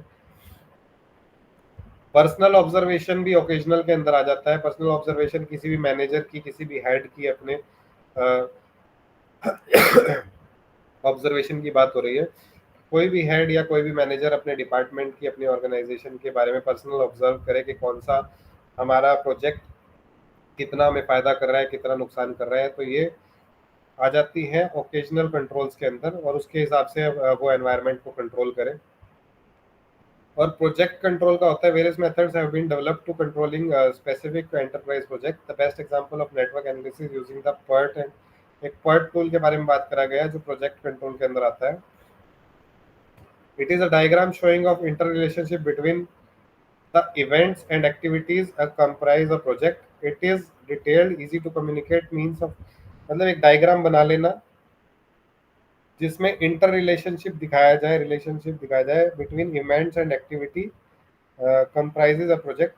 It is a detailed, easy to communicate means for determining current status of a project and stimulate alternative plans। मतलब प्रोजेक्ट कंट्रोल का मतलब होता है एक डायग्रामेटिकली आप एक प्रोजेक्ट के बारे में, अपने जो भी आपका काम हो रहा है उसके बारे में डायग्रामेटिकली बना लें, और उसके बारे में उससे उस डायग्रामेटिक वे से डिटेल्ड उसके बारे में इजी टू कम्युनिकेट मीन्स बनाए, मतलब आपस में बात करें और डिटरमाइन करें कि उसका जो प्रोजेक्ट का है करंट स्टेटस क्या है, हम उसके बारे में आगे इन फ्यूचर क्या कर सकते हैं, और इस हिसाब से एनवायरनमेंट को कंट्रोल करना, उस प्रोजेक्ट की एनवायरनमेंट को कंट्रोल करना डायग्रामेटिकली वे से, उसको कहते हैं प्रोजेक्ट कंट्रोल। 13.7 आ जाता है policies and design choices in control. मतलब क्या पॉलिसीज हो सकती हैं या डिजाइन चॉइसेस हो सकती हैं कंट्रोल के अंदर। सेंट्रलाइजेशन और डेलीगेशन, सेंट्रलाइजेशन एंड डेलीगेशन पढ़ते हैं। The concept of centralization and decentralization and delegation were discussed in previous unit। Delegation and हमने परसों डे बिफोर यस्टरडे हमने पढ़ा था डेलीगेशन ऑफ पावर्स के बारे में, तो यही इसमें बताया जा रहा है। डेलीगेशन ऑफ पावर क्या होती है कि किसी अगर आप क्या आप एक मैनेजमेंट के हेड हैं और आपको अपने जो सबॉर्डिनेट्स हैं, अपने जो एम्प्लॉयज हैं, उनको पावर्स डेलीगेट करनी है, तो किस हिसाब से डेलीगेट करनी है, अगर आप उसको कंट्रोल कर लेते हैं तो एक इफेक्टिव वे में अगर आप पावर डेलीगेट करेंगे, आप जिस पर्सन का क्या स्किल सेट है आप उसको वही पावर देंगे, तो उससे ऑर्गेनाइजेशन को बड़ा फायदा होगा। और होता है डेलीगेशन, अगर डेलीगेशन को आप कंट्रोल कर लेते हैं तो एक बहुत अच्छा रिजल्ट देगा वो। जैसे इसमें बताया, delegation on the contrary manifest transfer of decision making authority downward and outward within the formal structure. For example, in multi-plant situation, plant managers may take decision without having to seek prior consent from head office or financial methods.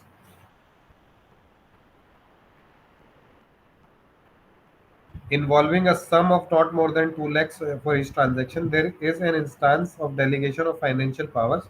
If transaction involves an expenditure of 2.5 lakh, the plant manager will have to refer the head office, where excess control over the decision, where which exercises the control over the decision. Sometimes decision making power is transferred downwards in a hierarchy, prescribing limits on the scope of type of decision. For example, a branch manager is allowed to spend rupees 4,000 per month on consumables without referring to upwards and approval, so long as it falls within the monthly budget. Here, although the decision making power is transferred, overall control, तो इसमें ये बताया गया है centralisation और delegation में। Delegation का मतलब मैंने बता दिया, डेलीगेशन ऑफ पावर्स, कि अगर आपके किसी ऑर्गेनाइजेशन के अंदर आपके हायर लेवल मैनेजर्स हैं, मिडिल लेवल मैनेजर्स हैं, लोअर लेवल मैनेजर्स हैं, तो उन मैनेजर्स की क्या पावर होगी उसका ऑलरेडी डिफाइन किया गया होता है कि कौन सा मैनेजर, अगर फॉर एग्जांपल एक लोअर लेवल मैनेजर है जिसके अंडर 50 मैन पावर काम करती है, तो उसके पास उसको पहले से प्री डिफाइन करा गया है कि भाई उसको बताया गया है कि आप 2 लाख तक पर मंथ खर्च कर सकते हैं, किसी भी ट्रक की ट्रांजैक्शन कर सकते हैं, उससे ज़्यादा ट्रांजैक्शन नहीं कर सकते हैं। अगर आपको इससे ज़्यादा ट्रांजैक्शन करनी है तो आपको अपने से अपर लेवल मैनेजर से पहले परमिशन लेनी होगी, और उसी हिसाब से जो मिडिल लेवल मैनेजर है उनकी एक लिमिट सेट करी गई होगी, और उस हिसाब से मिडिल लेवल मैनेजर से टॉप मैनेजमेंट तक जाए। अगर किसी मैनेजर ने 2 लाख, अगर उसकी लिमिट एक फाइनेंशियल मंथ में 2 लाख तक ही खर्च करने की, अगर उसे 2.5 लाख खर्च करना है किसी वजह से, किसी ऑर्गेनाइजेशन को के बेनिफिट के लिए, तो उसे पहले प्रायर परमिशन लेनी होगी अपने अपर लेवल से। ये होता है centralisation of delegation control.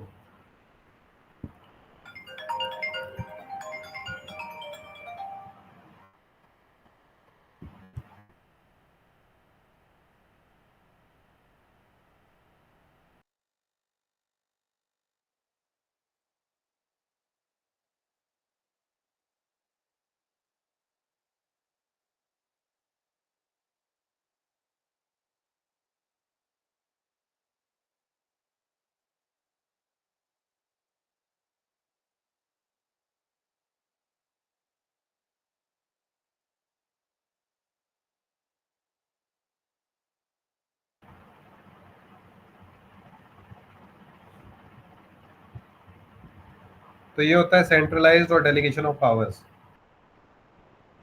Delegation and decentralization do have positive effect. They relieve the top management for, मतलब अगर हम डिसेंट्रलाइजेशन की अगर बात करें जिसमें लिमिट सेट नहीं है ऑलरेडी, तो उसमें उसके क्या पॉजिटिव फीचर्स हो सकते हैं। लिमिट्स अगर ऑलरेडी सेट नहीं है तो अब क्या है कि अगर किसी भी मैनेजर को 2 लाख से ज़्यादा खर्च करने हैं तो उसे एक परमिशन लेनी होगी। परमिशन के लिए वो मेल करेगा, मेल करने के बाद जो हायर लेवल मैनेजमेंट है उस मेल को चेक करेगी। कितने सारे मैनेजर्स उस टॉप लेवल मैनेजमेंट के अंदर काम कर रहे हैं। अगर फॉर एग्जांपल अगर कोई बहुत ही बड़ी ऑर्गेनाइजेशन है जिसके टॉप लेवल मैनेजमेंट के अंडर 100 मैनेजर्स काम कर रहे हैं, तो उन 100 मैनेजर्स में अगर 20 को भी एक साथ ज़्यादा पैसों की नीड हो गई तो वो सब एक साथ मेल करेंगे। तो उसको रिव्यू करना टॉप मैनेजमेंट को, उसके बाद डिसीजन लेना, ये एक टफ टास्क हो सकता है कई बार। तो अगर डिसेंट्रलाइजेशन हो जाती है, मतलब सेंट्रलाइजेशन का मतलब होता है एक सेट रूल सेट करना जिसमें आपको पता है कि आप कितना खर्च कर सकते हैं। डिसेंट्रलाइजेशन का मतलब है रूल्स वो सेट नहीं है। तो उससे उसके पॉजिटिव फीचर्स ये हैं कि जो टॉप मैनेजमेंट है वो उसको ओवरलोड नहीं होगा। ओवरलोड नहीं होगा क्योंकि बार बार उसके पास मेल्स नहीं आएंगी, हर चीज़ के लिए बार बार परमिशन नहीं मांगनी पड़ेगी। जो लोअर लेवल मैनेजमेंट का है वो अपने आप एक्शन ले पाएगी। प्रॉम्प्ट एक्शन होंगे क्योंकि उसमें डिले हो जाएगा। अगर आप लोअर लेवल मैनेजमेंट बार बार मेल करेगी, उसका रिप्लाई अगले दिन आएगा, तो प्रॉम्प्ट एक्शन नहीं होंगे, कोई काम में डिले हो सकता है। तो डिसेंट्रलाइजेशन में क्या होता है कि अगर लोअर लेवल मैनेजमेंट ही एकदम से एक्शन ले पाए तो उसमें प्रॉम्प्ट एक्शन होगा और उससे कंपनी को फायदा हो सकता है, ऑर्गेनाइजेशन को फायदा हो सकता है। इसके अंदर और आ जाते हैं फॉर्मल और इनफॉर्मल, डायरेक्ट और इनडायरेक्ट। तो डायरेक्ट क्या होता है, जिसमें there are two ways of controlling, one way is to surpass your subordinates and second, मतलब डायरेक्ट का मतलब होता है कि आप अपने सबॉर्डिनेट्स को सरपास करें और सीधा डिसीजन ले लें। और इनडायरेक्ट का मतलब होता है कि आप सारों को लूप में रखें और उसके बाद एक डिसीजन लिया जाए, कंट्रोल्ड वे में डिसीजन लिया जाए। This is called direct control and indirect control. तो डायरेक्ट और इनडायरेक्ट के बारे में हम और पढ़ लेते हैं। Exercising close supervision through indirect control adds to overhead cost and reduces employee motivation. Modern management practices call for a greater degree of self-control by those who perform work. With the revolution in information technology, using computers, control can be exercised through real-time information. That is, gathering information on what is happening or events are occurring. This made gathering information on what is happening as events. Here, indirect control is exercised not through close personal supervision but through modern technology. Hence, several of the negative features of close personal supervision of superiors, such as infringement on freedom of operation and subjectivity in evaluation, are avoided. Direct control hastens corrective actions, lightens the burden caused by indirect control, and subordinate feels less concerned about the superior's subjectivity in rating their performance, because in indirect control one would feel a close relationship between performance and measurement.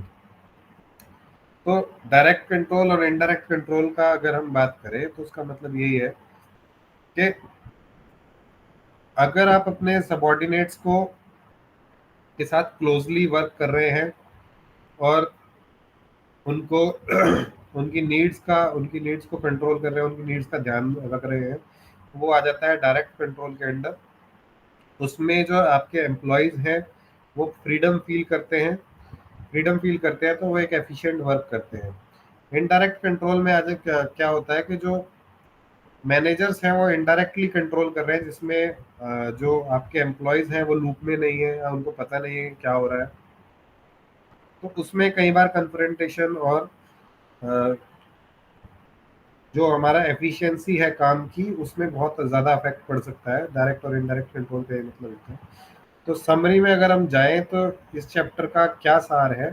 Control का मतलब होता है कि आप एक top level management पे बैठे हैं या एक लोअर लेवल मैनेजमेंट पे बैठे हैं, आप एक मैनेजर हैं, एक हेड हैं, एक ऑर्गेनाइजेशन के, एक डिपार्टमेंट के हैं।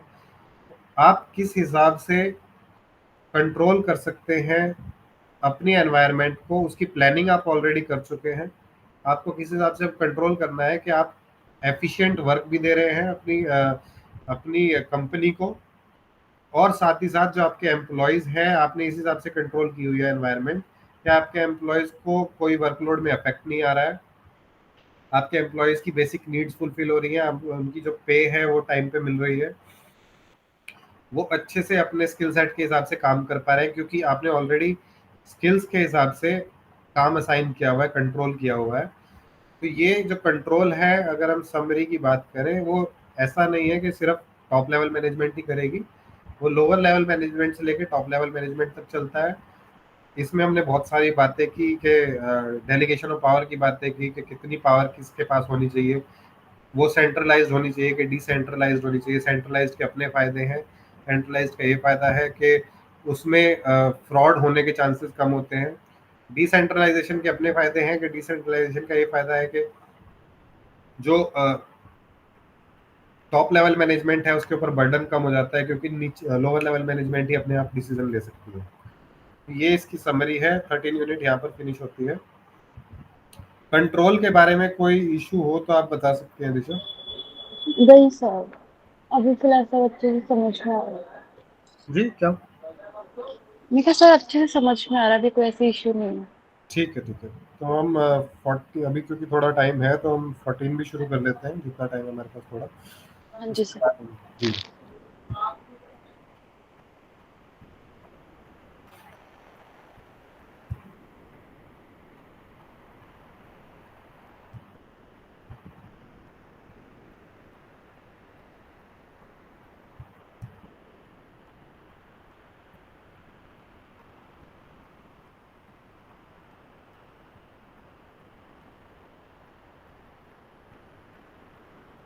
कितनी है? 4 तक ही है, ये ठीक है, और इसके बाद खत्म कर देंगे।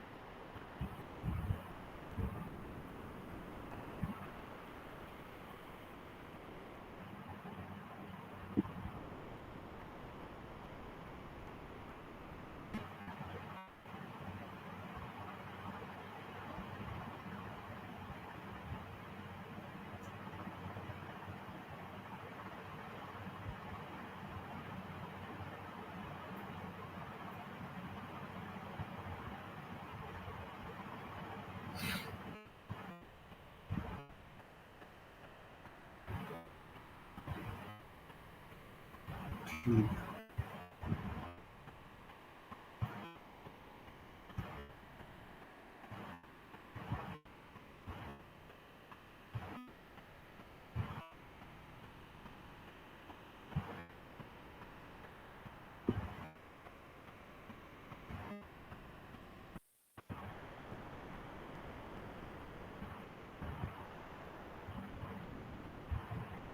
तो 14 यूनिट है एनालाइजिंग इंटरपर्सनल रिलेशंस।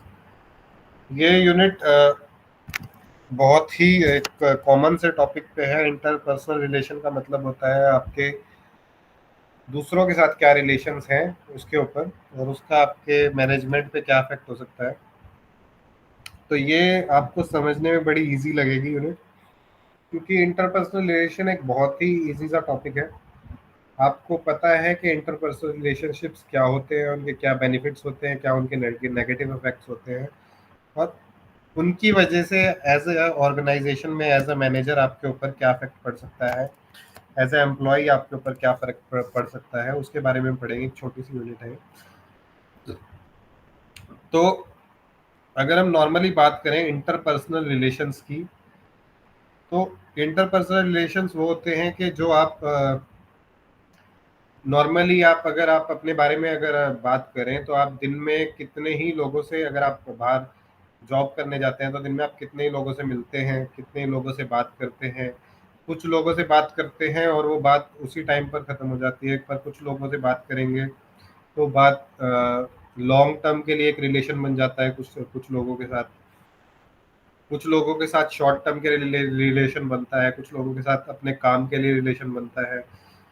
कुछ लोगों के साथ रिलेशन, आप इंटरपर्सनल रिलेशन बनाने के बाद आपको हैप्पीनेस फील होती है। कुछ लोगों के साथ इंटरपर्सनल रिलेशन बनाने के बाद आपको लगता है कि ये मेरे लिए बेनिफिशियल नहीं था, या कुछ भी है, आपको आपको उसके लिए बैड फील होता है। तो इंटरपर्सनल रिलेशंस ये होते हैं कि आप रोज की अपनी जिंदगी में कितने लोगों से मिल रहे हैं, कितने लोगों से आपके रिलेशंस बन रहे हैं, और वो रिलेशंस आपको फायदा दे रहे हैं, नुकसान दे रहे हैं। इसको हम समझेंगे ऑर्गेनाइजेशन, एक ऑर्गेनाइजेशन के अंदर ये क्या हमें फायदा करते हैं, क्या हमें नुकसान करते हैं।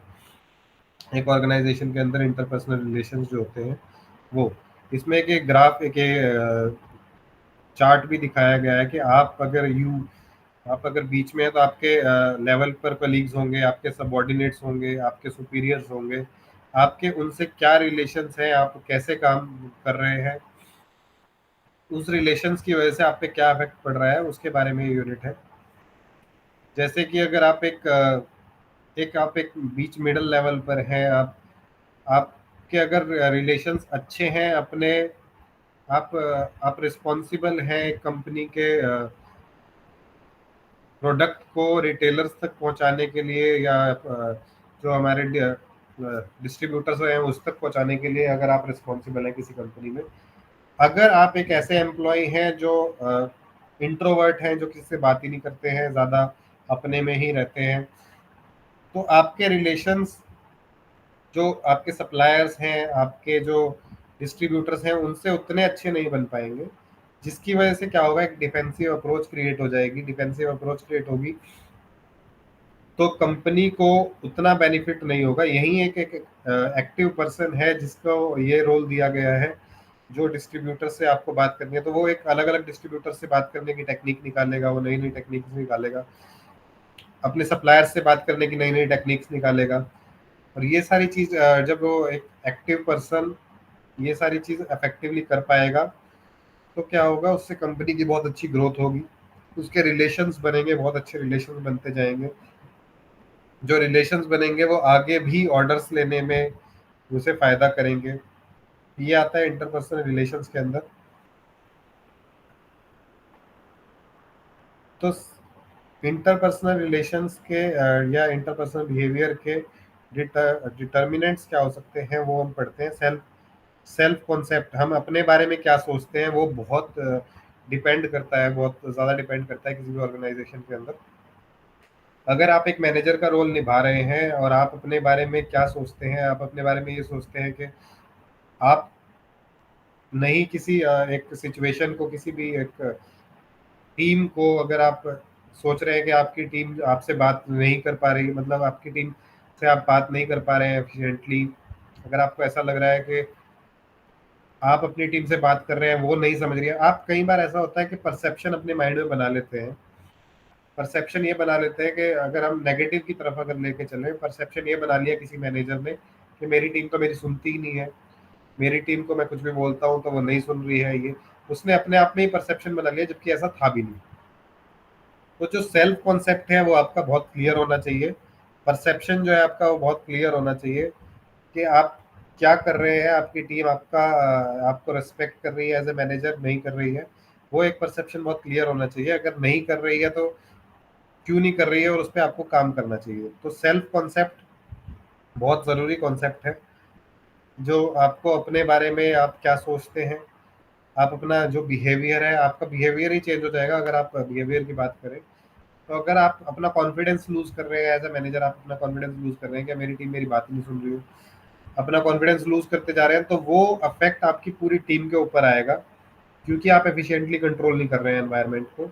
आपकी पूरी टीम ढंग से काम नहीं करेगी, आपकी पूरी टीम लूज लूज हो जाएगी आपके आपके कंट्रोल से। तो उससे क्या होगा, ना वो आपका म्यूचुअल रिस्पेक्ट कर पाएंगे, ना आप उनका म्यूचुअल रिस्पेक्ट कर पाएंगे। तो सेल्फ कंट्रोल बहुत ज़रूरी है किसी भी, अगर हम बात करें इंटरपर्सनल रिलेशंस के अंदर। अगर आप कॉन्फिडेंट हैं एज ए हेड, आप कॉन्फिडेंट हैं, आप अपनी टीम से बात कर पा रहे हैं कि उनकी क्या नीड्स है, आपके रिलेशंस अच्छे हैं अपनी टीम से, तो आप एक बहुत एफिशिएंट काम ले सकते हैं उनसे। जो काम आप अभी एफिशिएंसी आप अभी 100% ले रहे हैं अपनी टीम से, वो 120% भी जा सकती है, सिर्फ इंटरपर्सनल पर्सनल रिलेशनशिप्स के बेस पे, अपने सेल्फ कॉन्फिडेंस के बेस पे। इंटरपर्सनल ओरिएंटेशन की बात करें, अगर हाउ डू यू इन्फ्लुएंस मी, अगर आप किसी और से इन्फ्लुएंस हो रहे हैं, आपको ये भी ध्यान में रखना है अपने बिहेवियरल चेंजेस में, कि कई बार ऐसा होता है कि आपकी जो टीम है वो परफॉर्म नहीं कर पा रही है किसी भी वजह से, whatever the reason is. कई बार एक्सटर्नल सिचुएशन ऐसी होती है कि आपकी टीम परफॉर्म नहीं कर पा रही है, और आपके साथ के मैनेजर्स जो हैं उनकी टीम बहुत अच्छा परफॉर्म कर रही है, तो आप उनसे अफेक्ट होना शुरू हो जाते हैं, उनका इन्फ्लुएंस लेना शुरू कर देते हैं कि आप, मैं ऐसा करता हूँ कि अगर आप एक एग्जांपल लें कि ये मैनेजर जो मेरे कलीग है, ये मैनेजर इनकी टीम अच्छा कर रही है, तो मैं इनकी तरह से ही काम करना शुरू कर देता हूँ। वो तरीका भी ठीक नहीं है, क्योंकि आपकी टीम को कैसे काम करना है वो आपको डिसाइड करना है। आप दूसरों को देख के काम नहीं कर सकते, क्योंकि उनके सर्कमस्टांसेस अलग हैं, आपके सर्कमस्टांसेस अलग हैं।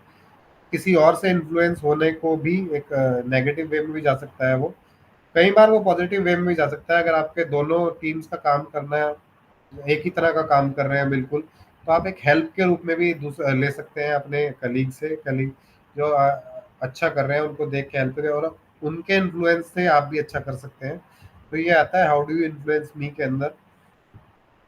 उसके बाद आता है interpersonal attraction, why do we like each other.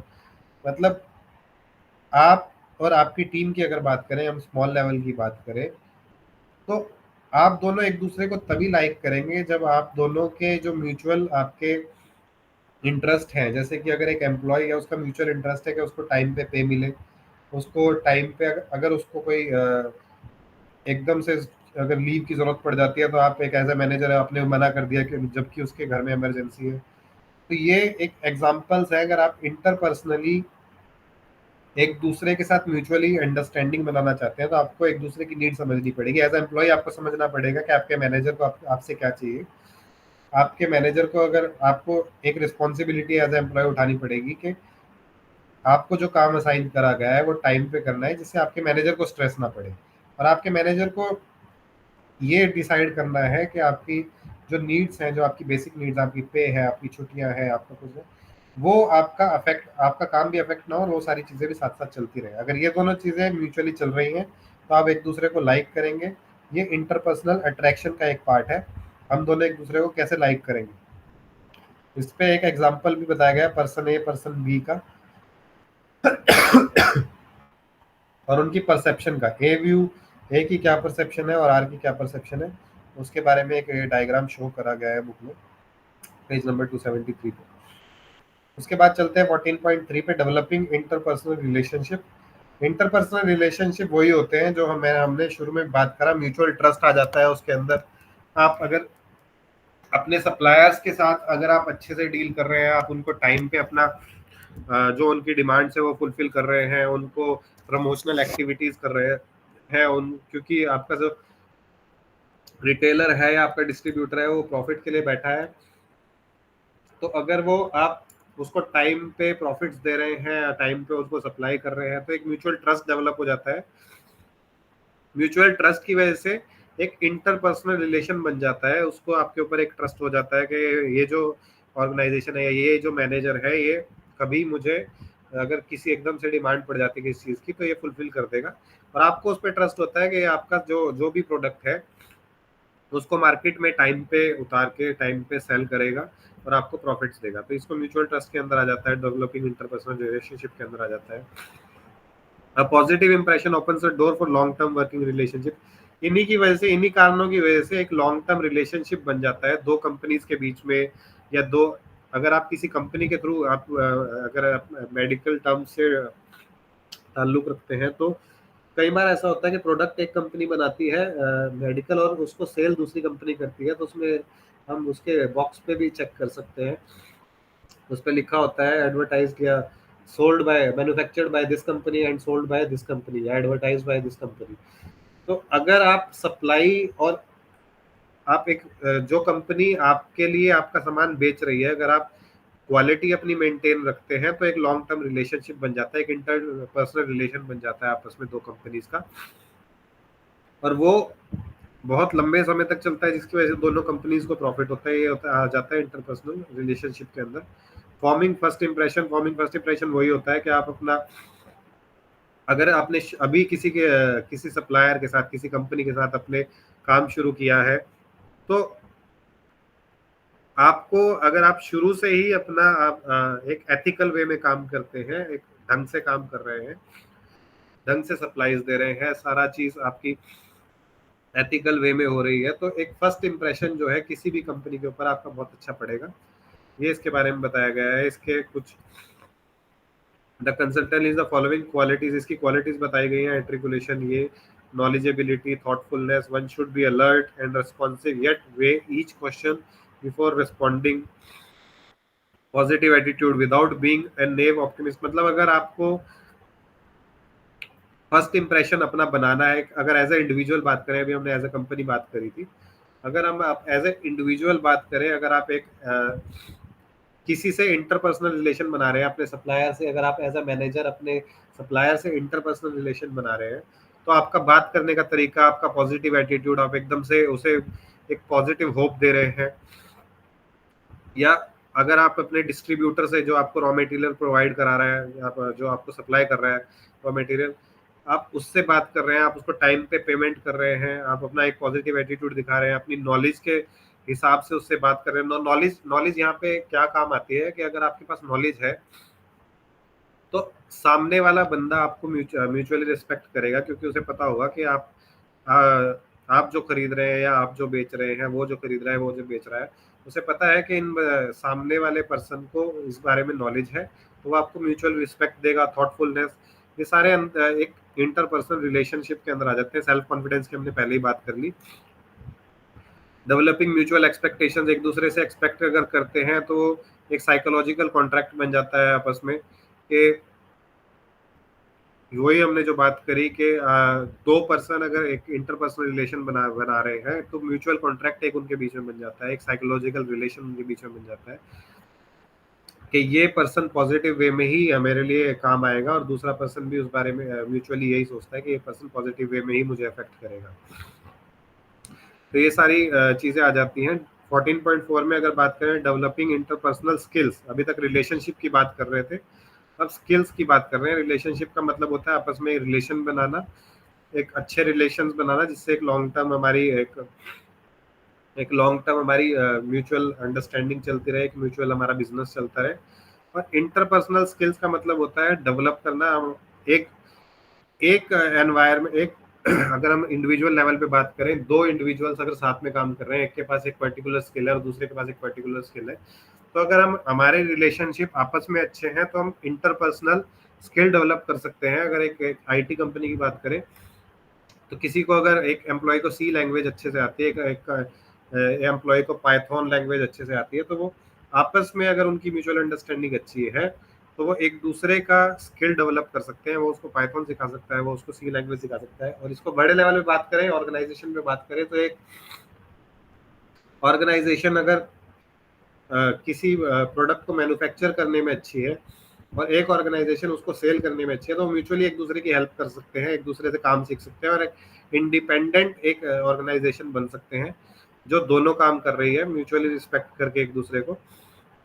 तो ये आ जाता है डेवलपिंग इंटरपर्सनल स्किल्स के अंदर। अगर आप इंडिविजुअल लेवल पे बात करें तो 2 पर्सन के स्किल्स, आप इंटरपर्सनल स्किल डेवलप कर सकते हैं। ऑर्गेनाइजेशन लेवल पे बात करें तो आप एक दूसरे के स्किल्स को डेवलप कर सकते हैं। ये टेकिंग इंटरपर्सनल रिस्क के अंदर आ जाता है कि भाई आप take an initiative of self disclosure, this can set the tone for developing and maintaining a relationship of trust. कई बार ऐसा आएगा कि कैसे मोमेंट्स आते हैं किसी ऑर्गेनाइजेशन में कि आपको रिस्क लेना पड़ जाता है किसी एक मोमेंट पे। तो उस मोमेंट पे जब आप रिस्क लेते हैं तो आपको सामने वाली जो जो कंपनी या ऑर्गेनाइजेशन आपसे अफेक्ट हो सकती है। अगर इंडिविजुअल लेवल पे बात करें तो जो पर्सन आपके एक डिसीजन से अफेक्ट हो सकता है, अगर आप उसको लूप में रखते हैं, अगर आप उसको साथ में रखते हैं, तो उससे क्या होता है, एक ट्रस्ट बनता है आपस में कि आपने रिस्क लिया पर आपने उसको सामने वाले बंदे को या सामने वाली कंपनी को, ऑर्गेनाइजेशन को जो आपके ऊपर डिपेंडेंट है या जो आप म्यूचुअली काम कर रही है, तो आपके बीच में एक ट्रस्ट बनता है कि हम जो रिस्क ले रहे हैं वो एक दूसरे को बता के ले रहे हैं। और उससे अगर रिस्क से अगर फायदा हो रहा है तो एक बहुत दोनों को फायदा होता है, अगर नुकसान हो रहा है तो दोनों को नुकसान हो रहा है। कोई एक एथिकल वे यही होता है काम करने का। डेवलपिंग कोऑपरेटिव रिलेशनशिप के अंदर आ जाते हैं शेयरेबल गोल। वही शेयरेबल गोल वही है कि हम आपस में बात करके जो दो डिपेंडेंट पर्सनल्स हैं या दो डिपेंडेंट ऑर्गेनाइजेशन है वो आपस में बात करके काम करें, वो पर्सनल गोल एक अपने जो गोल्स हैं उनको शेयर करें आपस में और उस हिसाब से आगे काम करें। Resolving interpersonal problems. इंटरपर्सनल अगर आपके किसी भी ऑर्गेनाइजेशन में अगर आपकी इंटरपर्सनल आपकी जो रिलेशंस है वो अच्छे हैं, अगर आप सारी बातें बताकर आप अगर आप काम कर रहे हैं तो आप प्रॉब्लम्स जो है उनको भी सॉल्व बहुत आसानी से कर सकते हैं। अगर आप कुछ छुपाते हैं, अगर आप सामने वाले ऑर्गेनाइजेशन से कुछ छुपा रहे हैं, सामने वाले इंडिविजुअल से कुछ छुपा रहे हैं, इसका अगर एक छोटा सा एग्जांपल लें कि आपसे कुछ मिस्टेक हो गई है, आप एक मैनेजर हैं और आपके अंदर एम्प्लॉयज हैं, उन एम्प्लॉयज से कुछ मिस्टेक हो गई है, तो अगर वो इंटरपर्सनली वो एम्प्लॉय आप अपने मैनेजर से वो डिस्कस नहीं कर रहा है उस मिस्टेक को, तो वो कई बार वो मिस्टेक इतनी बड़ी होती चली जाती है कि वो बहुत बड़ा इफेक्ट डाल देती है। पर यही अगर आपके इंटरपर्सनल रिलेशन अच्छे हैं, आप मैनेजर के और एम्प्लॉय के इंटरपर्सनल रिलेशन आपस में अच्छे हैं, तो एम्प्लॉय उसी टाइम जाकर अपने मैनेजर को बताएगा कि मुझसे ये गलती हो गई है, इसकी वजह से ये अफेक्ट हो रहा है, और मैनेजर उसी टाइम उस पर एक्शन ले सकता है एकदम से, जिससे कि वो जो छोटी सी मिस्टेक थी वो बहुत बड़ी होने से बच जाती है और एक ऑर्गेनाइजेशन को नुकसान होने से बच जाता है। तो ये सारा आता है इंटरपर्सनल रिलेशनशिप के अंदर। रिजॉल्विंग इंटरपर्सनल प्रॉब्लम्स के अंदर हमने इस यूनिट के अंदर पढ़ी कि कैसे हम इंटरपर्सनल प्रॉब्लम्स होती है उनको रिजॉल्व कर सकते हैं रिलेशनशिप अच्छे होने की वजह से। कोऑपरेटिव रिलेशनशिप कैसे डेवलप कर सकते हैं, अपने स्किल्स कैसे डेवलप कर सकते हैं, आपस में मिलके स्किल्स कैसे डेवलप कर सकते हैं, ये हमने इसमें पढ़ा।